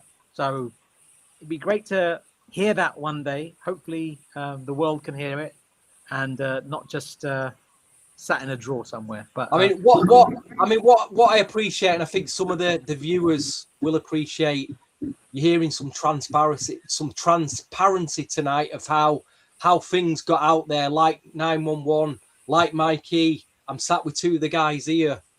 If you've always wondered how these things got out there, you're hearing the stories for the first time here. And again, I appreciate the transparency. Brave, very brave of you guys. You know what I mean? But I'm going to share something later that'll blow all your minds, and that will come later. Cool. But anyway, Paul, your number, what are we up to? Number 5, aren't we? Number 5 is the same as you, Stevie. 911. Now, 911 for me was a totally different album to the one that I heard through VJ, and the pressure. There was a version of it by a guy called Shannon Sanders. I think he did a version of the pressure that came out before. But Jiggs's version that Jiggs was playing, and there was a track called Recognize that had like a classic sample on it, and the version of the pressure I think that was original was different. But yeah, when I was fortunate enough to hear that full version from Vij, it was like I'd won the lottery. Honestly, it was absolutely fantastic. And there were also things like In a Magazine, which isn't even on the album, which is absolutely brilliant. 911 In a Magazine, absolutely stunning. So 911 is a complete album, absolutely. I just would love to see the production credits because I don't think it's all Teddy, but Teddy's definitely all over it. And yeah, way better than Another Level, better than Guy 3. I know Deezo's a great singer, rest in peace, but it's Aaron Hall on those tracks, or would have just absolutely taken it off. Those tracks deserved it. And then we talk about Mikey. Look in the Water became a Blackstreet track, didn't it? Yeah, but Look in the Water by Blackstreet is not even in the same ballpark as Mikey's version. I know. I don't know. But it is a Mikey song because he talks about that on his posts on Facebook, doesn't he? It's actually, I think he wrote that song, so it actually comes from the heart from him. But 911, complete album, and I think it only just scrapes in because it's Folklore off the back of the DAT, but it's on the fact that it's been released 20 years later. Yeah, so Interscope missed a biggie on that when because it was didn't your DAT say Interscope on it, Vij? Am I wrong in thinking that? Your DAT said Interscope or something to do with Interscope. Maybe Interscope. Yeah, I can't remember that particular DAT. I have it. So I'll dig it out. There's a because that means that it was due to get a big release because we always thought it was Rip It, wasn't it? I mean, QT. Honestly, the mixes of when that 12 came out, QT on that. Pharrell did have stuff to look in the more, but that's same as Neptunes. He was part of the Neptunes. When Cutie came out, that 12-inch was just the one to get, wasn't it? Killer 12. We just spent years, our Kill on the Rap. We just spent years waiting for that album, and it never came. Teased we were. But that was the one, wasn't it? 911 and the Tammy 911. And the Tammy Lucas. They're the ones we wanted. When is the 911 album coming out? When is the Tammy Lucas album coming out? Yeah. Tammy, we never got to hear. I mean, VJ, if you'd have never acquired that DAT, would people would never have heard that album? No, never. Nobody it would never have come out. Apart from those tracks that Jiggs had, which were different. That's a different project. They were the Rip It album, weren't they? Yeah. This was we just would never have heard this, Not a chance. Because this had Rescue Me on it, didn't it? Rescue Me wasn't on the original sessions, and that became Guy, didn't it? I'm sure there's little anomalies like that in there, Vij. Yeah. There's another one from the Guy. Yeah, sorry. Go on, say what you said. There's another one from the Guy on there as well, isn't there? Rescue Spend Me some and Spend Some Time. Yeah, that's it. Yeah. Killer song. Killer. And Tony, I'll message you, man. We'll talk. We'll talk about what you're saying there. Yeah, we'll talk about that. Number 5, VJ. Number 5.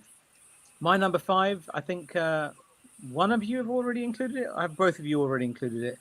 This was first issued on a promo tape in '93. I think the CD was pressed in '96, but withdrawn.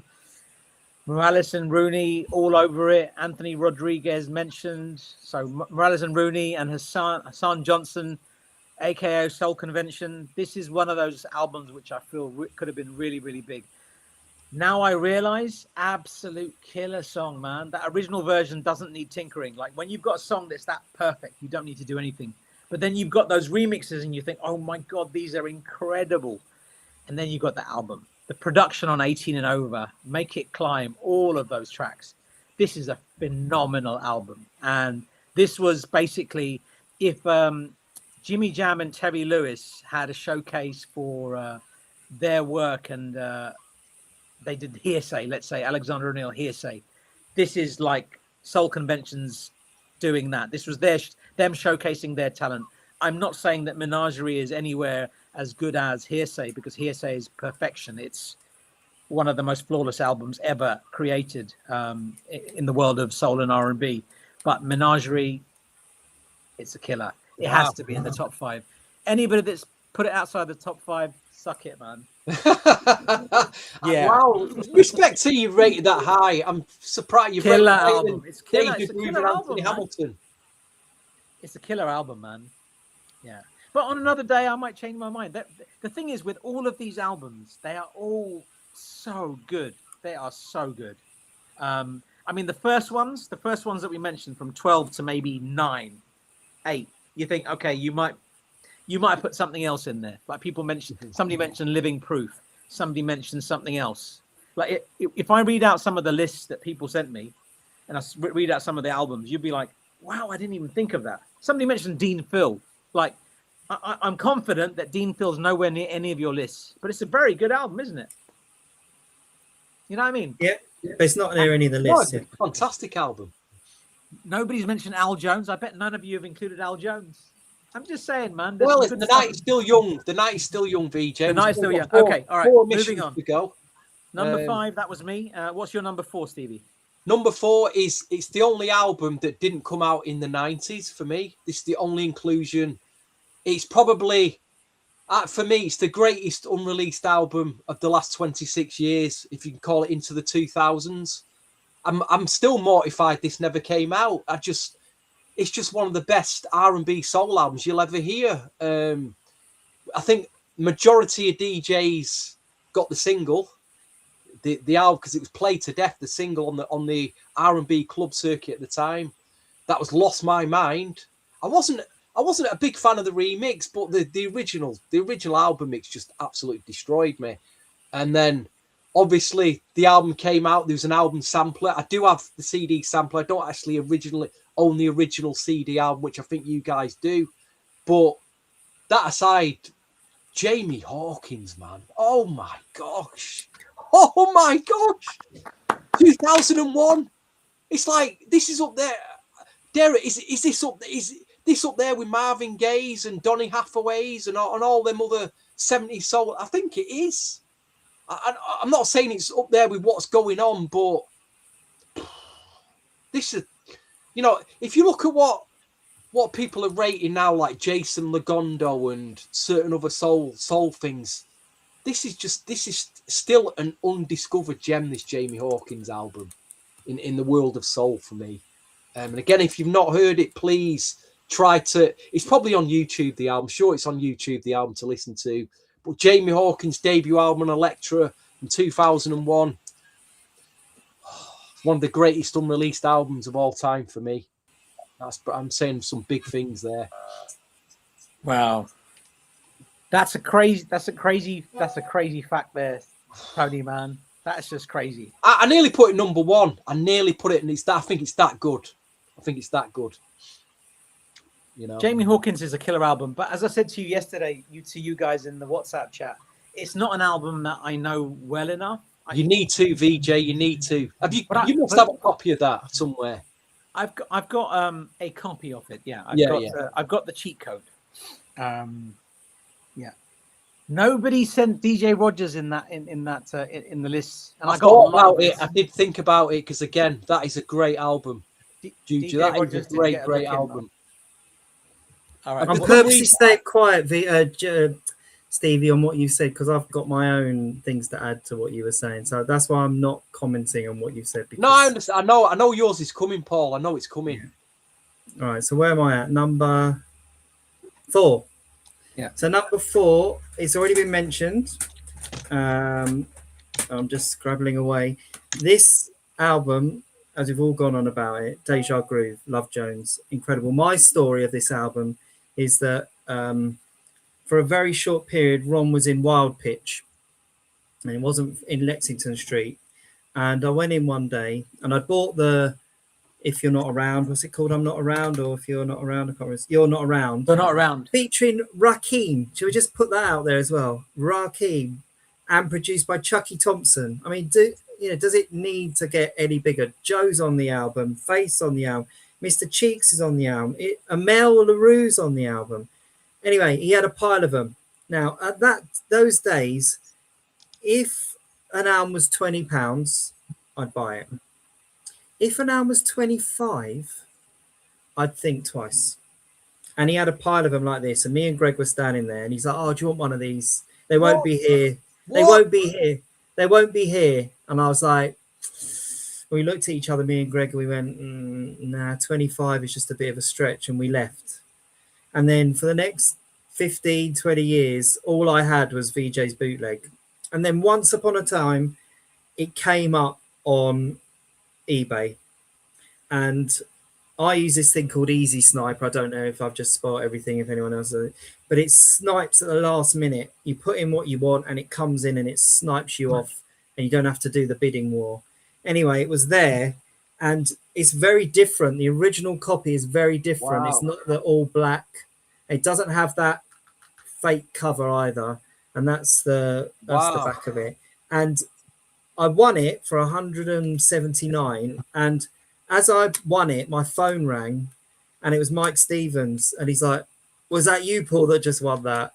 I was like, "Yeah, sorry, Mike." He goes, "Oh, you just outbid me on it," and that was it. And it was just, then we pretty much ended the conversation. But it is one of those, you just don't see it. You just don't see it. But it must be one of the 25 copies that Ron had. It must be one of those crazy few. It couldn't have been more than 100. But they did have notable other. There's a track called Crazy, unreleased track called Crazy, that's on a Kadar sampler cassette. I don't know if any of you got that. They used to just give it away with. I've heard that track. That's really good as well. So yeah, this was one of the 2 Get albums. I would say if you've got 3 unreleased albums that you have to have in your collection that were on CD, I would say it's Anthony Hamilton, Deja Groove, Jamie Hawkins. For me, they're like the Mount Rushmore of unreleased CDs, and I'm proud to say that I've got all 3. But Deja Groove and Sitting on Top of the World, yeah, Joe, one of the best tracks of the 90s, full stop. Apart from God's Work, but there we go. That's another discussion one day. Oh, you've muted yourself, EJ. I've got the Jive sampler with that on it. I know you have. You've got the one with the phone on the front, haven't you? But that's a CD quality. It's off the hook. That's off the hook. But the audio's just insane. I was going to say to Tony, I think I just came in my pants, man. You just said Andre Wilson had the best unreleased album from Motown. And that would be, what the hell was that album? And Tony, I've sent you a link on via Instagram and WhatsApp and Messenger. If you want to join, if you are up for it today, we would love to hear your thoughts on some of this stuff, because, dude, Andre Wilson had an unreleased album. That song had enough of the Eddie F and the Untouchables album. How good was that? And then the Blue Cab album. So there's no way these people, they spent money on one track. There's no way. There is, for every one of these one-off tracks, there is at least 5 or 6 that they would have cut at the same time. They're not going to spend money on the studio time and not do something with these people. I just don't want to think about it, but it's common sense. Anyway, where are we up to now? Number 5. So Tony, if you want to join, number 4, you're on. Yeah. Is it number 4? Yeah. Yeah. So Tony, if you do want to join, I've sent you the link. So yeah, if you've got it, that'd be great. But if not, that's okay too. We can do it another time. This chat tonight has been insane. I know we're not ignoring the chat, guys. We see all these chats coming in, and some of what you guys are talking, an unreleased Rough House Survivors album, hip hop album, amazing. I mean, I know you guys are having a chat of your own in this chat, and we are seeing this. We are seeing this. But anyway, VJ, your number. How are we going to work this if Tony does come on though? So we need to get this top 10 done though. Okay, let's. So Tony, the link is sent via. It's a stream link, so it's on your. You'll need to enable. If you can get the link, you'll need to enable your camera. And dude, I'm going to text it to you as well. Yeah, so I'm going to text. I've got to text it to you as well, just so that you have that. And I'm going to text it to you whilst I'm telling you what my number 4 is, guys. And you guys are going to cuss me because it's so low. And I absolutely know that all of you have put it higher than me. Hold on 1 second. Just give me 1 second. You guys carry on talking for 1 second. I just got to do this really quickly. I can't imagine what's going to be your top. I can't. Well, like you say, he's already mentioned Anthony Hamilton. Okay. And Deja Groove. So, and you guys are gonna. This I will get cussed for. This am I dropping off this call after this? Am I dropping? You are so going to drop off the call after this. This is that level of like. This is going to grate you because I put this at number 4. Yeah, and I would like to reiterate that number 5, 4, 3, 2, 1. They are all perfect albums, all of them. Yeah. So, defending myself, you two can suck it. Yeah. You're not going to say Rona, are you? Oh my no. God, I'm going to die. Oh yeah, right. Rona's going to make. There's some good bits on there. Some good bits on there. there. Yeah, the run out. I love that when it ends. Satisfied. I didn't mind Satisfied. My number 4 is an Uptown project that was only on a promo cassette. There's a promo, bootleg vinyl with a red copy or a black. He had an album out on Motown. Paul alluded to this man sitting on a chair and saying it's on. He was meant to be the lead artist on the Andre Harrell's newly found Motown records. And on another day, this would be my number 1. It's a phenomenal album. I've listened to this album a lot.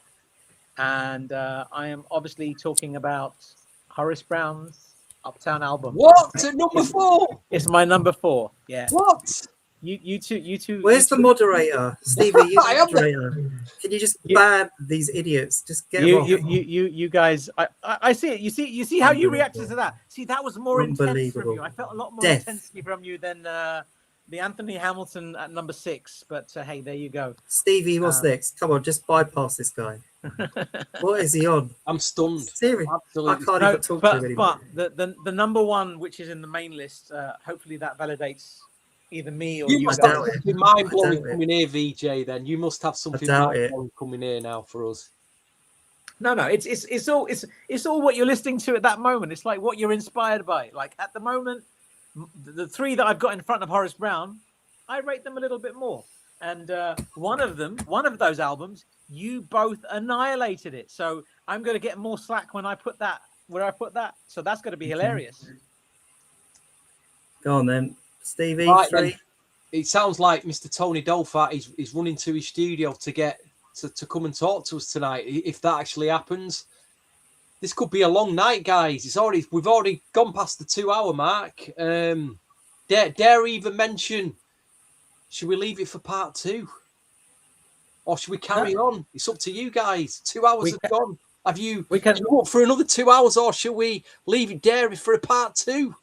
Leave them hanging.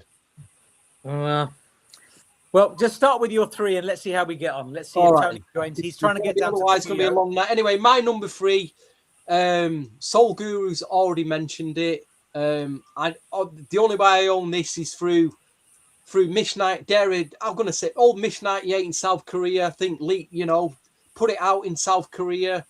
And then I did get a sampler of it. And then old Mikey himself started to, get some money back for it by selling his own copies recently. So Mikey, Master Plan, makes my number 3. I love this album. Played it to death, obviously. Teddy's on it. Again, stood there for 2 years on a Saturday morning, people coming in. Mike, have you got that Mikey album? I'm really sorry. It's coming out in blah, blah, blah. I'm having to listen every single week for 2 years. Mike, have you got this Mikey? And I'm like, it would drive me insane. Drove me insane until I finally got it. But what a wait it was. What a wait. So my number 3, again, one of the greatest unreleased 90s R&B albums, Mikey. Brilliant. Absolutely. Amazing album. Number 3 for me. And wouldn't be around if it wasn't for me. I'm going to have to keep saying that because it is the truth. Right. Okay. Good evening. I am in Stevie's camp with this 2001 album. I mean, for me, I don't know how it's not number 1. I don't know how it's not number 2 because it is flawless from start to finish. And I've got a great story about it as well, is that I bought my copy of it, Jamie Hawkins, from a lady that had 5 items for sale. She had 5 items for sale, It was 3 pairs of shoes, a handbag, and a Jamie Hawkins album, and it was $1.99. Oh. Buy it now. I kid you not. I wish I had the email for it. $1.99, and she had like some crazy $3 shipping on it, and I was like, I pressed it. You know, when you just get that. It was actually a watch list. It came up overnight. I woke up in the morning. It was like an eBay watch list. You know, Jamie Hawkins. I was clicking on it, and I bought it. I had the sampler, had the remixes. There was even a live showcase. I don't know if any of you ever saw it, and I do have it on a mini disc, but it's a really, really bad copy. He did a live showcase for Mona Scott of the full album, and my copy's really bad. My mini disc is up being repaired at the moment, but when I do get it, I'll share it with you guys. But the live version of the album is even better than the original version. And What? Jamie Hawkins, even better. By My Side is like 11 minutes with keyboard solos. Oh, no way. Absolutely, will make you cry. But yeah, that album is utter perfection. I don't think there was a better album before. I don't know how it's. Is this one of the greatest albums of the 2000s, Yeah. Paul? Full stop. I think it's better than the Maxwells. I think it's better than all of them. The album is unbelievable. It doesn't matter where you drop it. There's great tracks like the Modern Sir. I think Thought You Should Know. You're the One for Me used to get played a lot in that sort of Manchester scene. But By My Side, More and More. Oh my God. Next to You. I mean, literally, I just lose my mind over this album. It's perfection. And there are UK. I think I've seen UK photocopied slipcase ones with a CDR. They exist. But I was actually back in the 2000s. There was a guy at Warner called Rick Conrad, and he saw that I did the review of it on All Music. Do you remember All Music? It was like before Discogs. So I used to get paid by All Music to do reviews, and I did Sister, Anthony Hamilton, and Jamie Hawkins. And he saw my review on that, and he contacted me, and I was going to write the sleeve notes for the reissue. It was about to be reissued in the 2000s through Warner's, through Rick Conrad, and the manager sent me a full black and white picture, Jamie Hawkins, and a copy of that sampler. It came in like a black, one of those sort of like wallet cases, like paper wallet cases.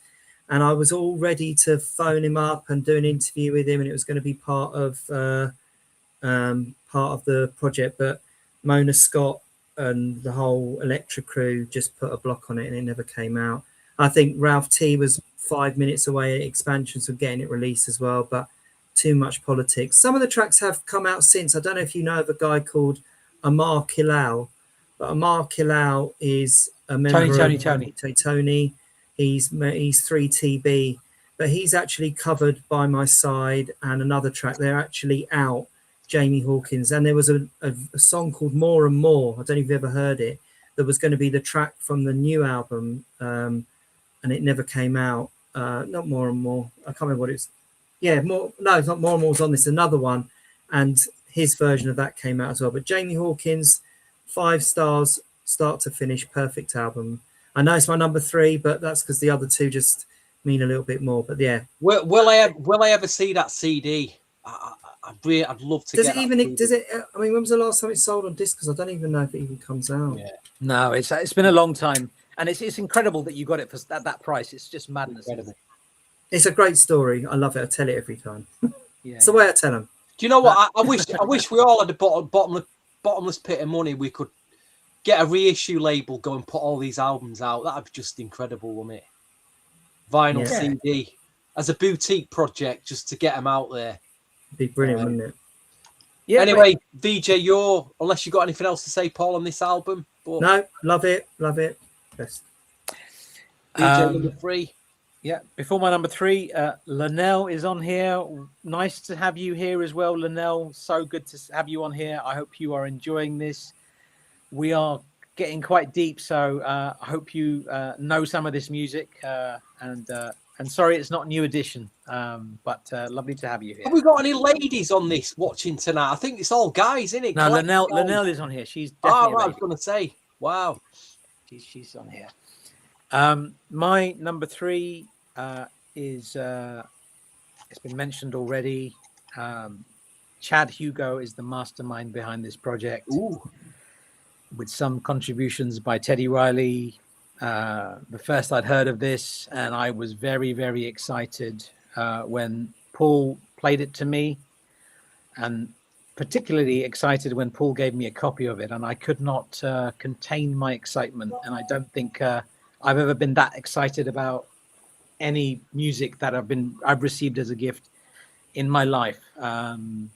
Obviously talking about Mike Etheridge, former member of the Neptunes. There's also a Neptunes album from circa 93, 92, I believe, I think 93. And they've got their original version of Look in the Water, which does exist. I Would If I Could, Just Friends, It's Raining, People on Earth Wear Shoes. That's the album I'd like to hear. But until that day, Mikey's album is absolutely killer. Answer that question, please, VJ. I'm sorry to interrupt you. Yeah, no, Tony, you can join anytime you like, sir. So if you want, let's get this top 10 done. Can he wait? Can you wait 20 minutes to get his top 10 done? Yeah, Tony, if that works, if you can wait 20 minutes, then we'll have you jump on at 11 o'clock UK time. So what is that? 11 take away 5 is 6 o'clock Eastern. So if you want to jump on, you have the link. I've sent it via text, WhatsApp, Instagram, and Facebook Messenger. It's in all of those places. So if you whatever suits you for that, 20 minutes. Thank you, Tony. Really appreciate that. Yeah, if you could just let us know if that's okay, then that would be good. So yeah, Mikey, incredible album. I mean, this album, this could be number one on another day. This album is perfect. It's just too damn good, and there are some interesting characters that they're not on. Some collectors are not honorable, and the person I'm talking about, I really hope you are watching this. Hi, Tony. He's gone. Maybe he heard your message. I don't know. Oh, at least it works, Tony. That's the main thing. Yeah. So So. Oh, it's here again. Sorry, VJ. It's okay. It's all right. Hi, Tony. Hey, what's up? Can you hear me? Can you see me? Yes. Yeah, we can hear you. We can see On you. the microphone, perfect. All right, wonderful. Yeah, no, I'm in my living room right now, but I'm about to go downstairs. You guys got me inspired to actually go through some of my CDs, my CD archive, to try to restore or play some of my unreleased music, because what happens is that when we burn the CDs in the studio, it worked then, but now with the new technology, there aren't CDs out, CD players, so they won't play back the burned CDs. And I have everything labeled in my CD book. So yeah, I'm about to go to my garage now and go to my studio downstairs and try to see if I can play. And most importantly, I've been trying to play this Faith Evans remix, because the remix was so fire. Huff and I did the remix together. Well, I did it. He came in, approved it and everything. For some reason, we didn't put the record out, but it's so hot. And it's a single, I Love You, who did that? Buck Wild produced the original. Yeah. And I used a sample, and we laid keys. Stevie J put some keys on it. The record is fire, and that's the record that I want to kind of just try to get it to play. So I want to put that record out actually. So yeah, I'm about to go downstairs right now. So right now I'm joining. This is YouTube right here. This is YouTube. You're live right now. So I never did this before, but that's okay. If you want to join in 15 minutes, do that. But before you go anywhere, you can stay online if you want. We're just going to talk about our other lists and stuff like that. But I was going to I'm here because I'm in my studio now, and I'm gonna But how are you, dude? How are you, dude? It's been. I've been great. I just accepted. I just finished the book. I finished a academic book. So I wrote a textbook on music production. That's done, and I out September 1st. Those are the courses that I teach at Drexel U. And let me see, that's done. And I just accepted 2 projects as executive producer and producer. So these are all R&B projects that I accepted. So hopefully we can keep great music alive. And I can just play some samples of that like later on, whatever. But I'm in my studio now, and just We may have to do that offline though, VJ, for strike reasons, copyright reasons. Okay, yeah, Tony, it might be difficult to play some of these songs because of copyright reasons. Yeah. Oh yeah. No, I'm not gonna play. I'm not gonna We play can do anything them right now. offline. We can do them like when we end the stream. If we all stay on the stream after it, we can do it then.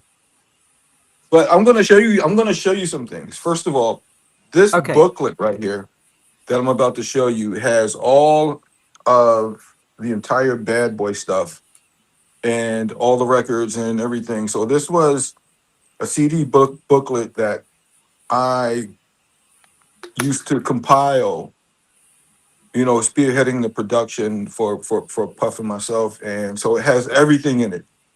And let me just try to grab this. My son is down here helping me too. My other son. So this is just very candid right now. But yo, Chris, can you do me a favor?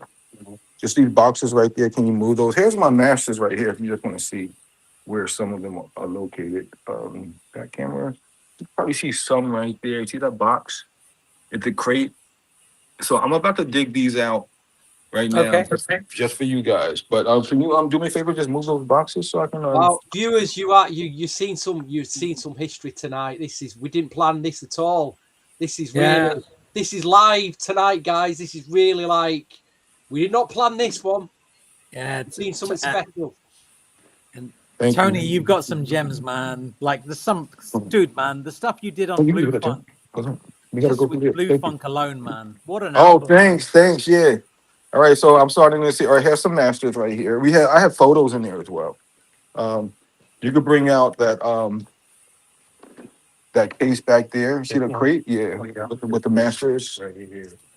And then there's CDs over there, CD case. Move this back here. Yep. Oh, look at all those CDs and my discs. Okay, I'm gonna get real. Yeah. Oh, those are on the left. Those are CDs. See the yellow case and the black. Oh, Right there in the left. No, right there in your left. oh yeah, I see it. Yeah, those are mine. Okay. Just pull those out. Yeah. Those. Yeah. Ooh, wipe them off. Here we go.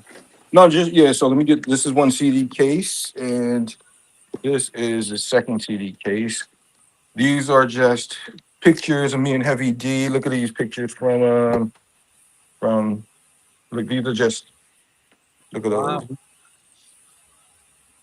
From our studio session, but yeah, I have a lot of good stuff. You can just put all it. Let me see. Oh man, so going down memory lane. I'll go through this stuff later, guys. But all right, let me just go through the CDs. That's important. You you can leave it there because I'm going to access those. And also, if you could just take out my masters, Right there. some of those, those reels, those 2-inch reels. So I was talking to Tony Maserati a little while ago. He wanted to do a restoration of of some of my records that he mixed, and he wanted to do a deconstruction on 2-inch. So that's another reason why I'm going to go through those. But yeah, I'm going to just openly go through what I have in here, and you're going to see some titles and songs that you're very familiar with. Right here.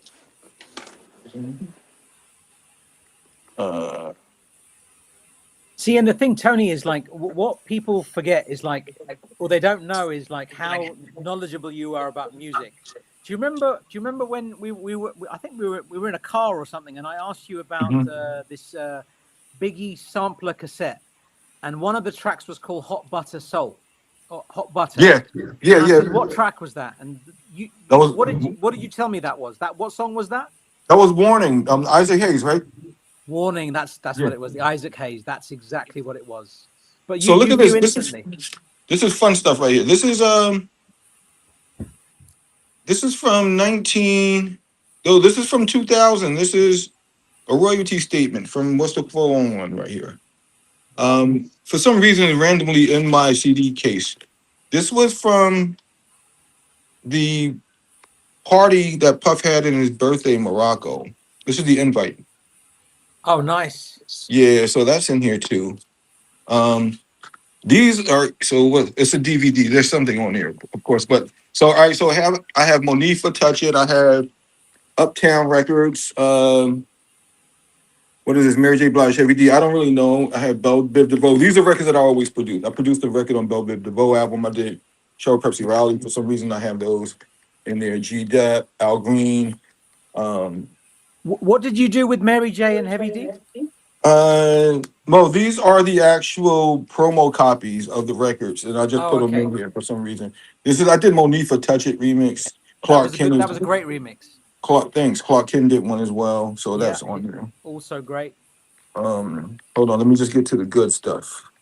And these are CDs that I would carry around every time Puff and I did a session. So these are things that we would listen to or vibe to. This playback. I'm big payback. DMX. So George Michael, James Brown. So these are things that we would vibe to before we work. So this is probably what's this? Oh, here we go. Beats. Right here. These are the burn CDs right here. Beats. And on here, these aren't the ones with the studio records. But they have some things on here that are important. Yeah, all right. So I'm just gonna take this to the side. These, me and G Dep unreleased right there from 2002. But hold on. All right, so this is the goodie stuff right here. This is what we've all been waiting for. This last one. All right, here we go. Perfect. All of these CDs. I Need a Girl right here. Hold on. Let me just put this phone down really quick. But I really want to put the Faith Evans one in my player right now and see if it plays. Oh, Smitty. You know Smitty. He wrote for Puff. He's out of the Dr. Dre camp. He wrote Shake Your Tail Feather and a few other things. Okay. So yeah, so we have a full album when we were working on Puff's album that I was producing and that he referenced. That never came out. I know Smitty would want to hear that stuff. Was Smitty a vocalist or a rapper? Yeah, he's a rapper. He did the record called Diamonds on Your Neck. Diamonds on Your Neck. Okay. So he's a dope writer. Yeah, he stayed with me for a little while we were doing that. So the artist would stay with me in my house. See, these are Smitty reference tracks for Puff, but hold on. So see all of these studio burned CDs, they for some reason, this is all Diddy stuff. Hold on, Easy LP, Birdman, what is this? That's Roy Jones. Hold on, and I'm gonna put it in and hopefully we can get some action and play something today. Birdman. Where is? Hold on 1 second.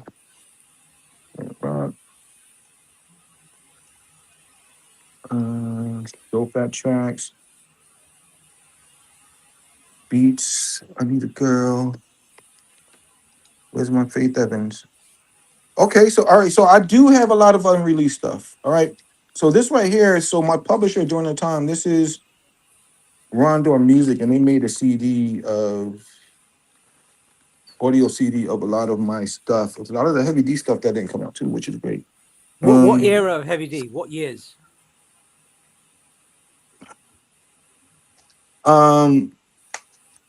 This was I'll tell you right now, this was around, there's no date on here, which is weird. But it was after 2000. Okay. But I did a remix for Madonna right here that never came out. What era? What year? That's called Tell Me. She had a record called Tell Me. Okay. 2000? Yeah, around there. Uh-huh. What does that sound like, dude? What? I don't know. I got to put it in and listen. I don't Madonna remember. Tell Me by Tony DeFat. What? Yeah. What? Yeah. That sounds crazy, man. These are Will Smith. 1 second. I gotta. What is this? Ooh. Oh, here we go. I Love You remix. 2002. Look at this. All right. Yep. I Love You, Faith Evans. rough chorus only and the instrumental. So this is I Love You remix right here. So I'm gonna try to play this right now. And this is why I have my old computer right here. And I'm gonna put it in and hopefully we can get some action. Not really sure. Not really sure, but we'll see. Oh man, fingers crossed. Because I know this record was fire. It was hot when we did it. We loved it. We were in the studio, and for some reason, I think there was like beef, something going on or whatever. I'm not really sure, but the record never came out. All right, there it goes. It's showing. It's showing. Do you want to? The song names on the CD could not be found online. Do you still want to import the song? So let's import and let's keep our fingers crossed.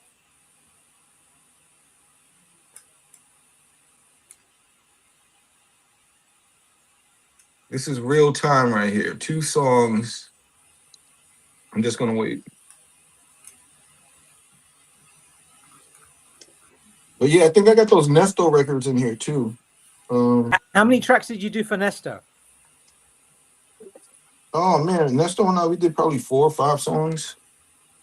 Wow. Yeah, we did a lot of records. Yeah, they would just come to my house. Like I did records with Gordon Chambers. He would just come to my house and we would just work. Eric Miltier, I did maybe 12 records with Eric Miltier. Hold on 1 second. You did 12 records with Eric Miltier. Yeah. What is going on, man? Why did you That's my boy. I told you I have hundreds of, because we were referencing. All right, so these imported, I guess. Let me see if this plays. It's playing. There it goes. Oh shit! That's my shit.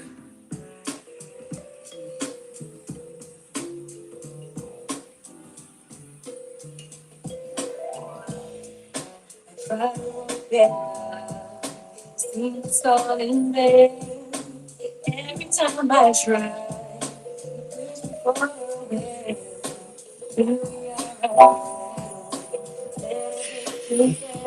silly me, can't believe why we only get it anyway.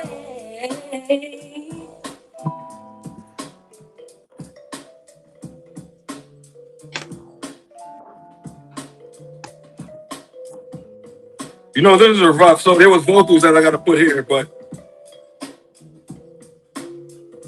That's nice, man. No love, no pain. Without you, there's no sun. It's all out there still. It's all out there. oh my god, that record is still fire right there. That record is Yeah, hot. it is. And the only time I heard that record was when I made it. This is my first time listening to it since 2022. That was 24 years ago. 24 years ago, because I couldn't find a CD player that could play. Now That's crazy, man. and it sounds so good. It sounds so good. I just gotta release. I gotta call Faith. I gotta let her know. Nah, you should make that a part of like some unreleased project or something. Like with Faith, there must be loads of I should do it with all the other records I have here. I have Carl Thomas records. What's this? This one is I Love You remix, another one. And I have the reference tracks for Shake Your Tail Feather, Sherry Dennis. I got right here. Please tell me about this Andre Wilson that you did. Andre Wilson. Let me see if I have that here. Hold on. I don't think I have Andre Wilson because he's been asking me for the longest. So when I was doing Andre, our stuff was on cassette. So the cassette box I don't have right here with me. That's okay. So he was working on a solo album then. I'm just his album was fire. Wow. His album was fire, and he keeps calling me about it because he loved my records the best. And those were some of the best productions that I've ever done. Has Heavy D tracks. I have 19 tracks for Heavy D right here. What, did you like for Heavy D's Blue Funk? Did you have many tracks that you didn't use? Extra, yeah. No. So how the Heavy D Blue Funk came about? Every record I did for Blue Funk, they accepted. So I did the first single the day before the day of the flight. So Puff was like, "Yeah, we're gonna go to LA." This is my very first time going to LA. I have the exact date because that's when I opened up my American Airlines frequent flyer. It was in 92. So I have the exact date of when I got on the American Airlines. That morning, I got up super early and was inspired, and I did "Who's the Man." So no one knew about it, but I played that when we got into the studio. But yeah, so we flew out there because Puff already said, "Yeah, I want Tony Dofat to produce you. Both of us, we're going to produce you." So I did one record. I did "Truthful." The one beat, and he heard the one beat, and he was like, "Yeah, that's good. So you'll come out," because that was enough to set the tone for the project, the Truthful record. So that's why everything was kind of based around that. So once I did the one record, then he was like, "All right, come on out."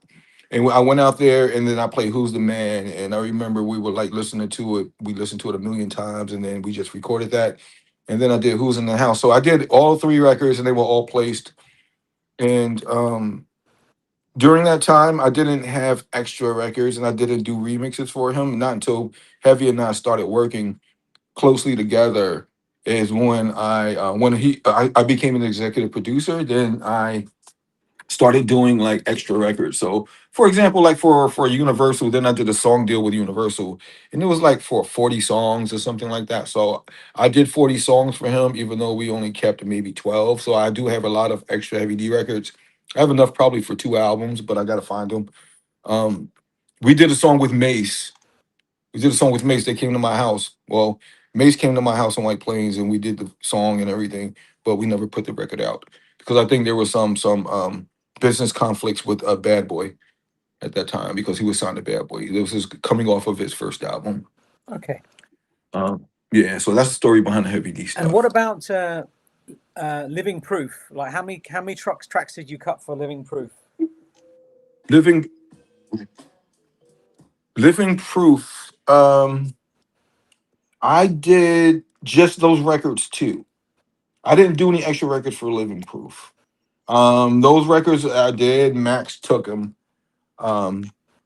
Max Schools just took them and said, actually, I'm working with Max now. We're working on a deal right now together. But yeah, Max is my longtime friend. He was the first person to bring me to Miami because he's from Miami. Living Proof's from Miami. So, and I brought Tony Maserati there, and I remember we spent New Year's on the beach, and it was weird for me because that was my first time in life spending a New Year's Eve or New Year's Day in a hot a climate or a hot location. So we went there and produced them, and most of the record was done by their internal producer, which was Tony Galvin.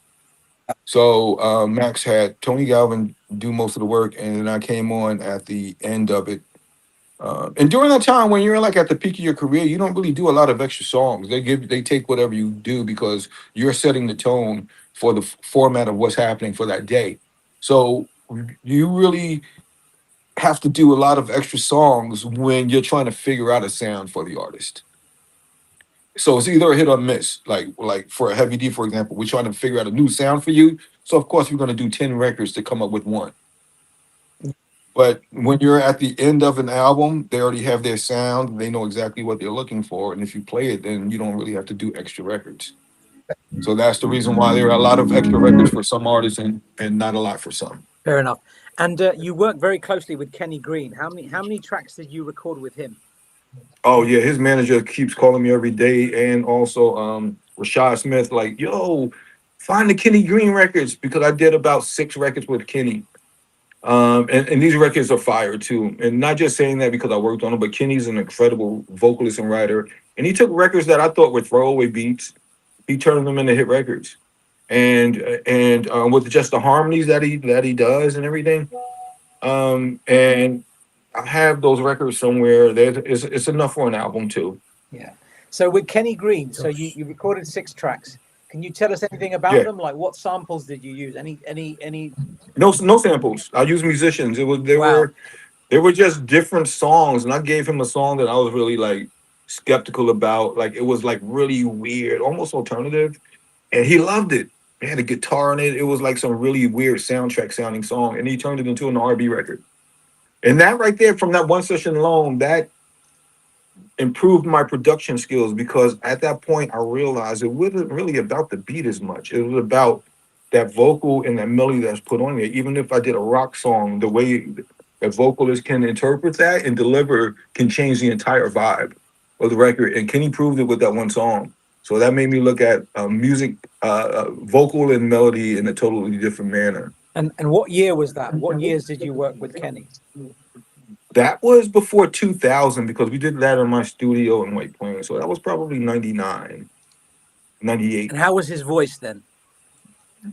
Incredible. Yeah, still Kenny, right? Incredible. He would come in, he wouldn't play around. He would come down, listen to the tracks, and would just go. And he wouldn't even be too selective. That's why he wrote on that other record that sounded like some soundtrack shit. He was just like, and just come up with it, 5 minutes. All right, put me in the booth. He'll go in the booth, and the thing are his harmonies. His harmonies are like Jodeci. They come up with harmonies that you wouldn't imagine. And they'll take a standard vocal melody line into something else. So that's what Kenny was. He was a perfectionist with his harmonies and backgrounds. Right. But that's the entire. When you listen to 90s music, it's all about the backgrounds. It's all about the little things, you know. And now a lot of artists don't really like too many backgrounds. They don't like stacking backgrounds and things like that because I think some of the struggle is that they're trying to conform or maintain a trend. So when you hear that there aren't a lot of backgrounds in songs and songs are really just overly simplified, they're sticking to that. And that's one of the differences between 90s music. When people like 90s music, we know there's going to be incredible backgrounds, contrasting and flowing and just sounding good and sounding warm, as opposed to today's music where it's just the lead vocal with auto tune, and you're probably going to hear some stacks here and there. But so that's the difference between the writers back then too, because they wrote with backgrounds in mind. They would leave gaps in vocals for backgrounds. And how would you compare? Like you mentioned, you did 12 tracks with Eric Miltier. So how's he as a vocalist? And why did that boy never come out with an album? Because that makes no sense at all. Yeah, it doesn't. He's incredible. Then after a while, he became born again, a Christian, and then we went to the same church. So he got me into Christianity, and we both went to the same church. Our families were tight. His wife, my wife during that time, our kids played together. It would come over every day. So that's why we worked and did so many records together.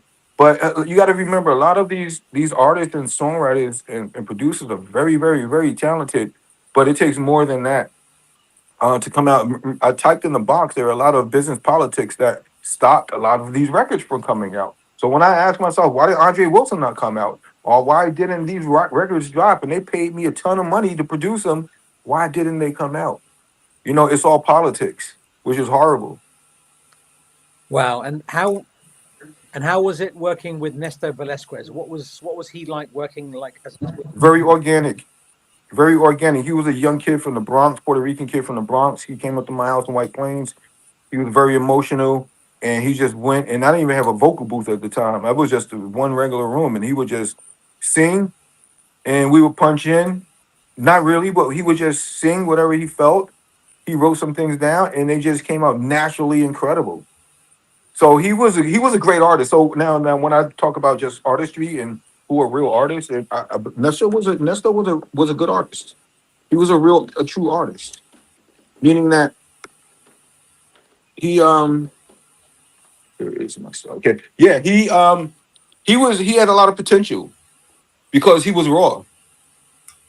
He was raw, and then that video that came out, it was a great representation of his style. It was a great market for him because there were no other artists that were like that. And it could be, I don't know why Uptown dropped the ball. I think because of transitioning that happened, because he was signed by James. Okay. Right. And I don't know when James leave or when the executive that signs you leave, then you have to find another executive that has the same energy and believes in you the same way. If not, then your project just won't get done. And that makes sense with and that could have been leaving Uptown as well, then, because that could have been the case. So I don't really know the details. I'm just the producer, man. Unless I'm the executive producer, Sure. Then I have my hands in a lot more. And it's probably a silly question, but were the songs that you did with Néstor, were they up tempo, mid tempo, or were they down tempo? Oh man, he got them. That's Nesto. It's called oh my, let me see if it's on it. No, I did one called Appetite for Love, which is a slow joint. And then I did Superstar. Let me see. Let me just search it on Google. I think they're on there from his cassette. Let me just go there, and then you can just play those. They were nice and they were really ahead of its time, which I really liked. Superstar. Let me just search this. Nesto. Who is the favorite vocalist you work with? Favorite vocalist? Oh, that's difficult. That's really difficult to say because if I did more than one or two songs with you, then I would consider you a favorite Well, vocalist. look at this one: Meaning that it Mary was- J, then Christopher Williams, then Cheryl I wouldn't even- Patsy Riley, then Eric Gable, El DeBarge. Eric Oh Gable. man! All right, Eric. I mean, oh yeah, El DeBarge. El DeBarge, because I learned from El. I learned so much from El that I use today in my practice music and also in my book and my teachings for music production. He taught me a lot of things. He's a genius. He's a legend, but he listened to me as a 22-year-old directing him in the studio. So that told me a lot. That's how you become smart. You become more successful by listening and don't shoot down ideas. Just listen and see what works. He was mentored by Marvin Gaye, so he passed on gems to me, and he told me it's all about the feeling. Doesn't matter if the notes are off or not. You know, did you feel that word? Did you feel how the chorus, how the transition from the verse to the chorus? So he taught me those things. I didn't learn that from these other artists and artists and writers that I've worked with So would at all. I learned from El DeBarge. I was in school with El DeBarge. When I went to every session, it was school for me. would you say he's your greatest mentor?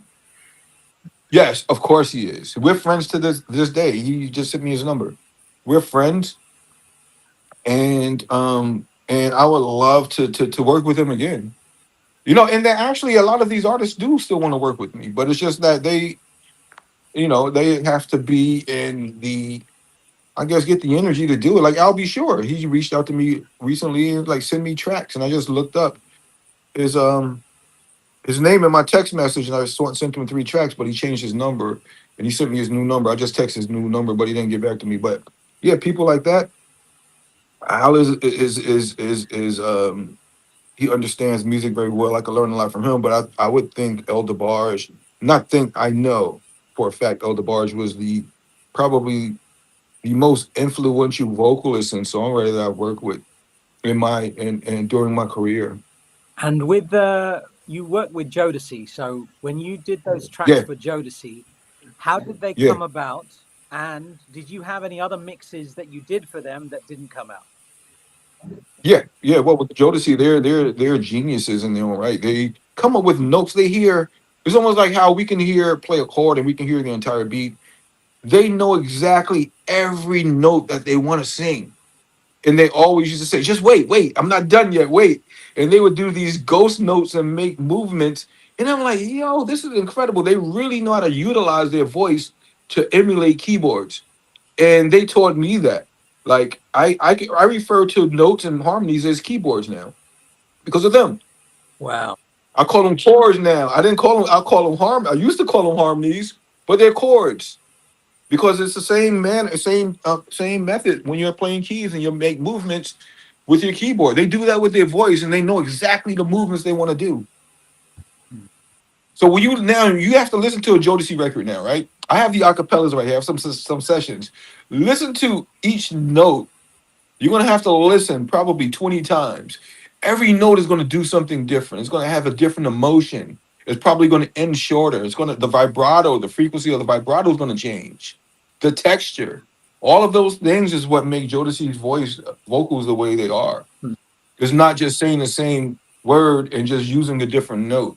Each one has a specific characteristic, and they have it predetermined.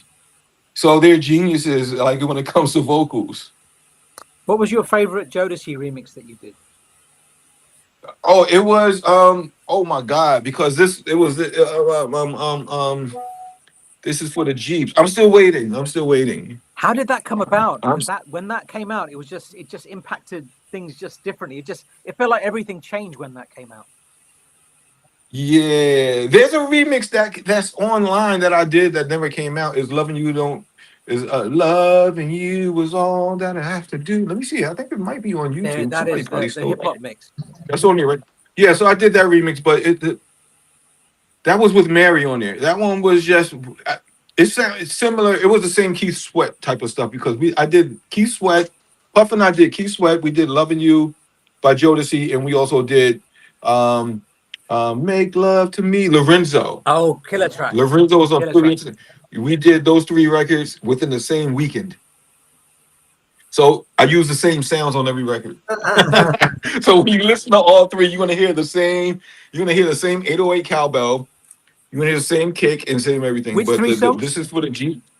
It was Lorenzo, "Make Love to Make Love to Me." Me. Lorenzo.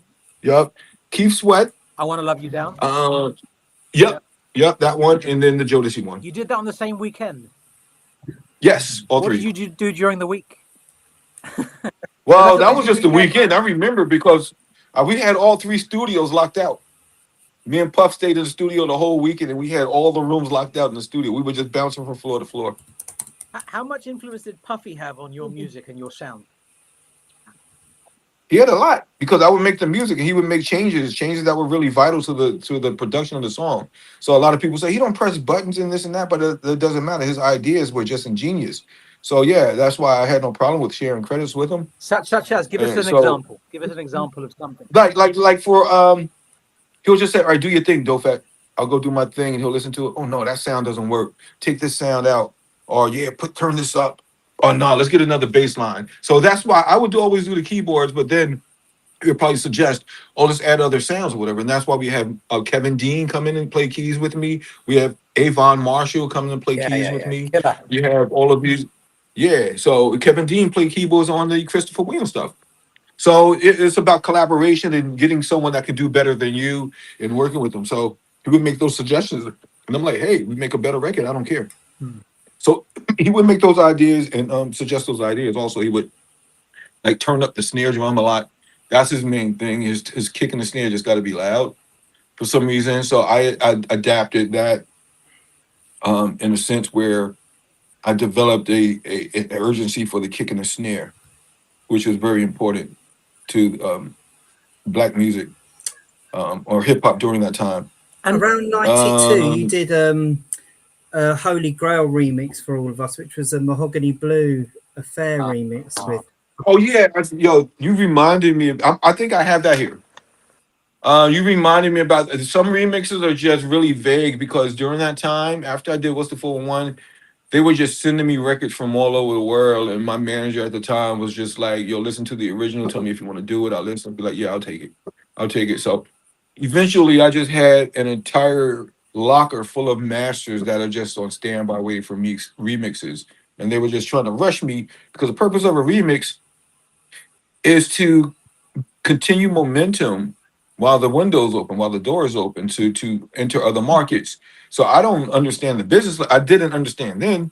So there was a really hard timeline or a deadline for these remixes. And I'm just like, yo, I'm gonna get it done as soon as I can. I'm not just gonna put anything together. So I was just taking on too more than what I can actually chew during that time. Because you know you got to think about it. You know you're young, successful, and during that time I'm making like.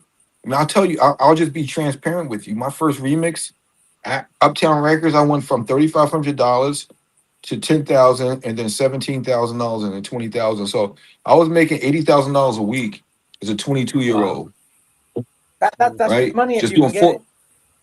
four remixes a week. That was just Right. like that was nothing, though. Yeah. That was nothing as a 22-year-old. And then we talking about the deals after that, the type of deals we struck. So yeah, that's fun. It was fun, and it wasn't even really about the money, but just thinking about it. You know, that was a motivating factor then.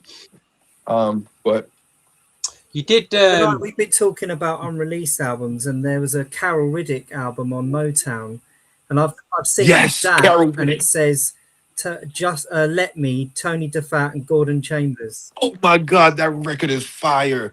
I need to hear that record. Gordon Chambers wrote Yeah, that. Gordon Chambers. That was one of the records Gordon Chambers wrote. Yeah. Yes. Yeah, I produced so many records, man. I produced so many records. Over 132 that are registered, but there are a lot more that I don't remember until, like you just said, Carol Riddick. I totally forgot about her. Yeah. But yeah, so 132 registered, so I'm probably thinking maybe 160 records total. Possibly. TV, what were you going to say? A yacht. You did a yacht Sorry. rock artist, 1994. Boz Scaggs. Boz Scaggs. All right, so I did a Boz Scaggs remix, and it was for Virgin Records because Tina Turner was on Virgin, and Boz Scaggs. I was always a fan of Boz Scaggs growing up. He did this record, Dirty Lowdown, right? Classic.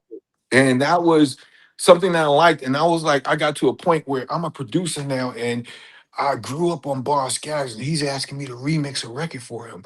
So without even hearing the record, I just said, I'll do it. And then when I heard the record, I didn't like it.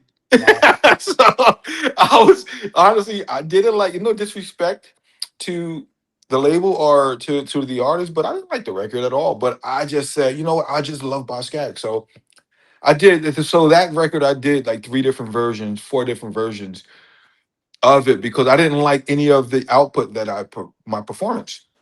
I didn't like it at all. But then I submitted all of them, and they ended up keeping like 2 or 3 of them, even though they only paid me for one. But I didn't really care. But the Boz Scaggs, and I remember using Talkbox and vocoder in that record. And I was saying I'll be the one or I've some not shit heard like this that. mix But yet. I've just seen it listed on Discogs. I'm like, you remixed Boz Scaggs. I'm just blown away by that. yeah, and I have the story for each project, and it's crazy. I have the story for it. Like I said, I accepted that remix blindly because I was just a fan of Boz Scaggs. It's almost like, all right, Michael Jackson, right? They'll hit you up and say, yo, we want you to remix this record, even though the record could sound horrible or whatever, but you're just like, yo, Michael Jackson, of course. So I did the same thing with Boz Scaggs. Incredible. Can we settle an argument? There's a Men of Visions remix of Housekeeper, the Getting Chips remix, and someone said that's you. Is that you? Yeah, so I did a Benevision. I just listened to it the other day. It's available on Yeah, but is it it's you? on Because there's iTunes. no production credits on the 12, is there? Yeah, I'll tell you right now Getting because I Chips have the mix or something sessions it's called. downstairs as well. Let me see. I'll tell you which one because I did 2 remixes for them. And I was just playing it for my son too. Recently. The Getting Chips mix, wasn't it, guys? Yeah, that's it. Let's see. I'll tell you. Just to the viewers, if you stuck with us all this time, you're absolute legends. You are absolute legends. It is a long one this evening, but we've got a legend joining us, Tony DeFat. Amazing. Oh, and the Who's crazy completely thing is, interrupted our top 10, but hey, It's okay, we've got to it's make okay. a special edition for that, haven't we, guys? We've got to make a special edition. it's all worth it. Okay, this one I did right here. Let me see if it says produced by Tony DeFat and Teddy Riley. It says that there, so you probably should be familiar with this. And this is me playing guitar in here too. And I don't know how to play guitar. I just bought a guitar to learn how to play chords for this record right here. Let me see. You,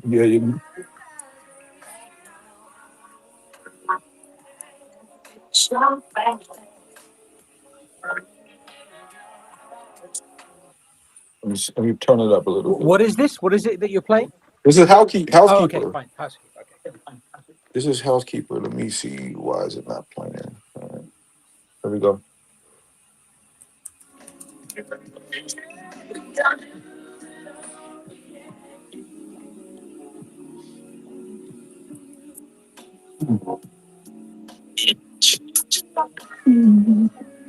So that was there, and let me find the other remix version. Yeah, I think I did multiple remixes. Let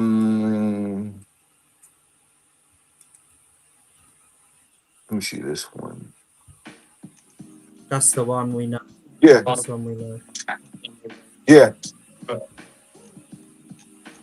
It's a little bit. Everyone loves the sunshine.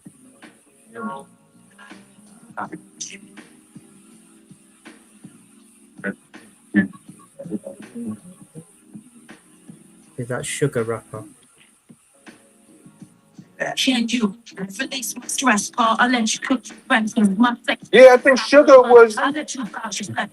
my artist. She's on something else. Wait, no. It's really vague when it comes to Sugar. The lust. All you gotta do is serve it right. You know all the things I like to. I get you out. Is that the same Sugar as What's Up Star? Yeah, I don't remember. I remember Sugar. I remember the voice, and I remember all that stuff. But I don't think this record came out like that. I don't think this was fully released. Yeah, and it says just promo here, so I don't think this was a commercial release. That's probably why there's no credits attached to it.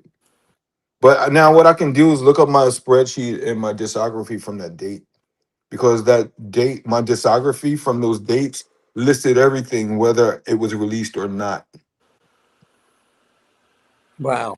And when and when I did a lot of records, it ended up not being released commercially.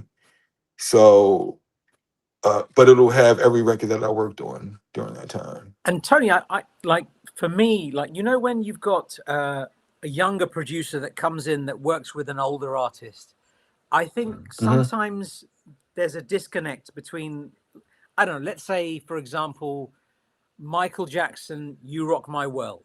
It sounds incredible, but there's a little disconnect. Like the ear is a little bit off. You know what I mean?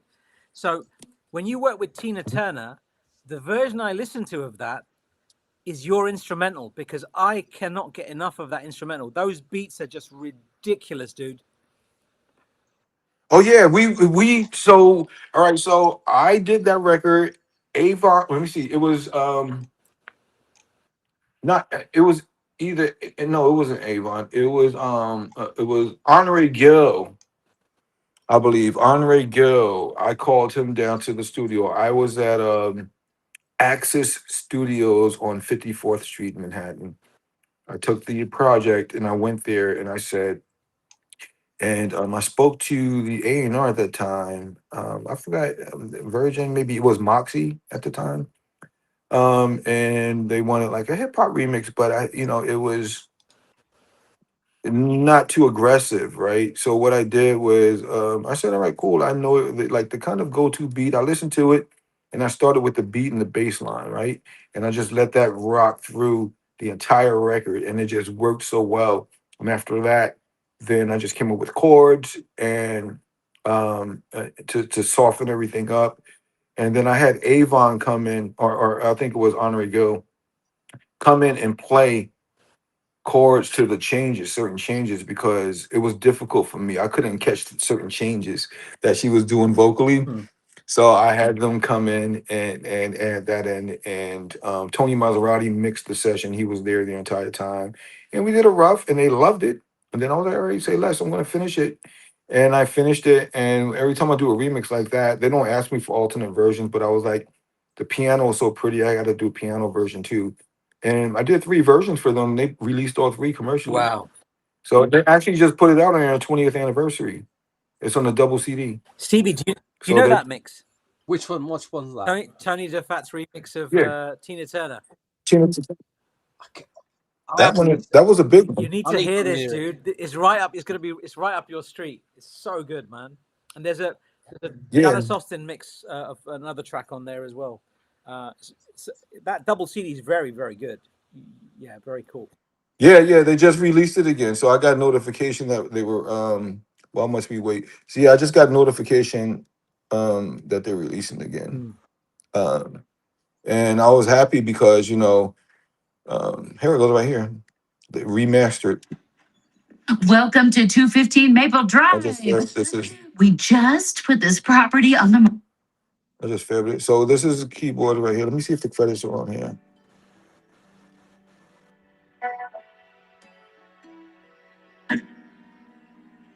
When I see my name with all of these legends right here, this is right here. I'm gonna turn the camera around so you can just see. when I see my name with all of these legends on here, right there. Look, Brian Adams, right? My name is. Take a little time, think me like I'm mine. Yeah, and that record was pretty big in Europe, really big in Europe. Um, and yeah, I was happy that they promoted it the way they did. And that's what I really like when you put your all into a project and labels really do what they got to do and stand by your music. That's the best thing to me because all of those records that we're talking about, and I mean your show is based on that unreleased records and records that just fell by the side. Um, it sucks when labels put politics over art and business over art, and then it gets lost. And some of the greatest music got lost because of business and politics. So the Tina Turner record, Virgin, they did their thing with pushing it and promoting it. And Uptown did their thing with all their artists because Uptown was a smaller label and every dollar mattered a lot more than the majors. So if they spend money to promote, they make sure they promote the hell out of it. That's why indie labels are really good to work with because a dollar means a lot more to a smaller label than a larger label. So it's like, for promo, if they're doing a promo tour, for example, they could be the support probably for an indie for $10,000 or let's say $100,000. That's a lot of money for an indie label. Major label will be like, all right, cool, and then whatever happens, happens. But $100,000, the indie label is going to sing their rep out and make sure that they get their dollars worth for everything that happens. So, and that's why Uptown has so much success because Andre and the entire staff knew the assignment. They spent that money, and every dollar went as far as it, went further than the expectations. And just to be candid with you and honest, and I'll say this in front of any artist, is that most times when an artist doesn't come out again, it's usually the artist's fault. It's not the labels.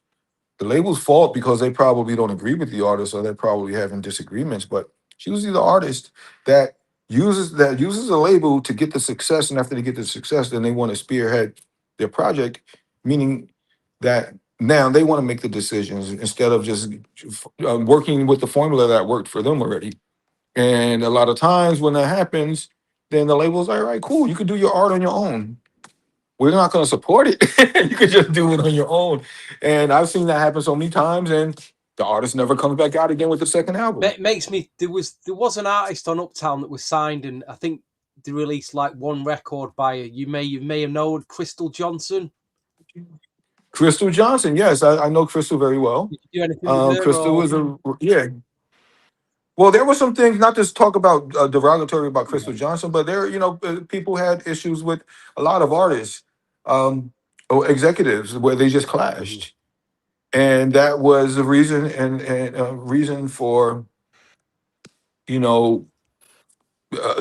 them being shelved. You're talking about Mary right here. So only thing that I have in my living room right now, my only plaques, this right here.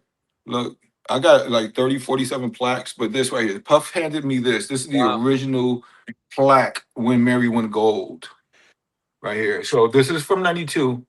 And he called me in his office and said, congratulations, and shook my hand and gave it to me. We both laughed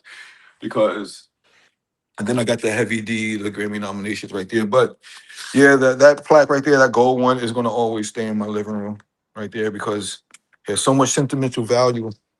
And that was when we were just kids making records. And that was his first plaque, too. Can I ask something about Vanessa Williams? Because she did a really early remix with a very young Rodney Jerkins. Yeah. And you... yeah, I remixed the same record. So did you work with Rodney on that, or was that just you on your own? Separate, on my that was own. your own. Okay, cool. Yep, that was when I first heard of Rodney Jerkins, too. When we did that, we did Vanessa Williams and Bright Midnight separately. They were both signed to the same label, Mercury. And an executive there that was friends with me and Puff, that was that bad boy. He just got a job at Mercury. And then he just used the formula. He was like, "Dope Fat, I want you to do these two remixes." It was Ed Eckstein, actually. It was Ed, and he worked under Ed. And I did the two remixes. It's Just the Way That You Love Me. I like that record, too. Brilliant. And Heavy was in the studio because I was producing Heavy. And I was like, yo, Hev, do some vocals on here. And so that's how Hev said, I love the way you love me, love me, love me, whatever. And then I just sampled it through the record. He went in the booth and just came right out. Oh, that's a crazy story. Yeah. So when you hear it now, he doesn't rap on it, but he just does ad libs, and that was it. And he did that because that's my boy. So I just said, yo, do some vocals here. Another question I want to ask you is you did a brilliant set of remixes for Damien Hall, the Satisfy You. That was, I love that record right there. Did you have any meeting with Brian Loren? Was he anywhere near that record at all when it was recut? Because that was his original record with Michael Jackson. I don't know if you've ever heard that original. So Shantae Moore did the vocals on there, right? Shantae and all that stuff. Lewis Salas signed him. Lewis Salas Jr. That's right. I did the record. I remember some things I remember about that record, right? Herb Middleton did keyboards on that record for me. Wow, Herb that's, Middleton. that's crazy. He played the That's keyboards crazy. on that. Big Herb.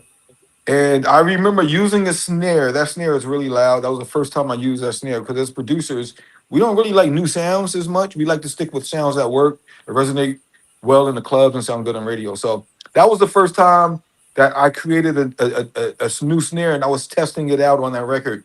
And I regret it because I don't like the snare at all. And every time I hear it, that's the thing that makes me cringe is that snare. But and I bought a keyboard called the Novation Bass Station that I just was so adamant about using in that record. It was just a high synth sound that was so freaking annoying. It's in there, and I used that keyboard for that one sound, and after that, I gave it away. I didn't even want the keyboard no more. But I was just so I have that snare in there that I didn't like, and I have that really high synth that was just so annoying. But when I sent the record in, they loved it. They said, leave it just like it is. So I was like, bet, say less. And then they synced up the video to it. And I was like, oh, they really love this record. So a lot of times we make mistakes. We do things, silly things. I just bought keyboards just to use them and try to force it in the songs. And I didn't like it. And I still regret it to this day, but they loved it. And now it's a part of history where they've stuck with that snare forever. That snare is not coming out no more. And I think I have those masters downstairs in my garage. I think I have those with all the isolated vocals too. I think with a lot of the stuff that you're playing, I think we've got to be mindful of like copyright strikes. Yeah, I'm not gonna play anything else because I don't want AI trying to learn my stuff either. Fair enough. Fair enough. Yeah. But Did you meet CL Smooth when you did the remix of one Reminisce? second, sorry, for one Yeah, second. CL's my boy. We from the same place. So CL. Tony, what I was Yeah. saying is like with the music, once we finish the podcast, if you want to play some stuff after that, that might be better, only because then there's no copyright infringement issue. Yeah, so what I'll do is now that I know that my CD player is playing those, I'm just gonna go through my archives and see what I have and what I don't have. Okay. You understand? Yeah, because right now I'm going back downstairs right now to listen to that Faith Evans record again. That record is fire. The snare that I use on there, everything, the keyboards that I use, the bass line, I love it. I'm gonna play it again, and I'm gonna actually text Faith and let her know that hey, I'm coming across some really good archives. Yeah. Yeah, and also we wanted to talk about. I have some things that I just want to sell. I want to put it in hands that where I know people would appreciate it. Like I have all of my floppy disks from all of these records that I made. So these are actual programs from the drum machines and stuff. So and it has labeled on there. Mary J. Blige has the exact date and the title of the song. So I want to sell those or auction those off. I'll probably do like 10 of them. I have the What's the 411 remix album. I have the What's the 411. I have the Christopher Williams. I have Heavy D. I have Jodeci. I have all Tina Turner. All these records that we're talking about. I have those available.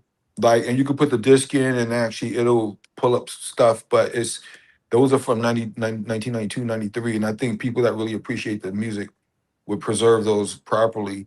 And because I used to bring those to my master classes and pass them around, and the students and everyone would be amazed at like, all right, the technology, how technology just transformed into the digital era, and they're looking at floppy disks like I don't even know what this is, but they're looking at the titles of the songs, and those songs are the creation of music history.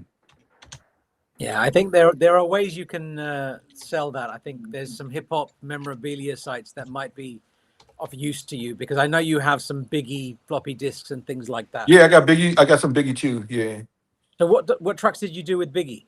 Actually, I did the realest niggas. I did the very first one. So there's this little story about the realest nigga record. I didn't do the one that 50 Cent is on, but I own the record because I produced the record. We wrote it together, so I own 50% ownership of that record. So I did that record. We were in the studio. I remember him coming in. We did the record, and then this was when Puff was leaving Uptown Records.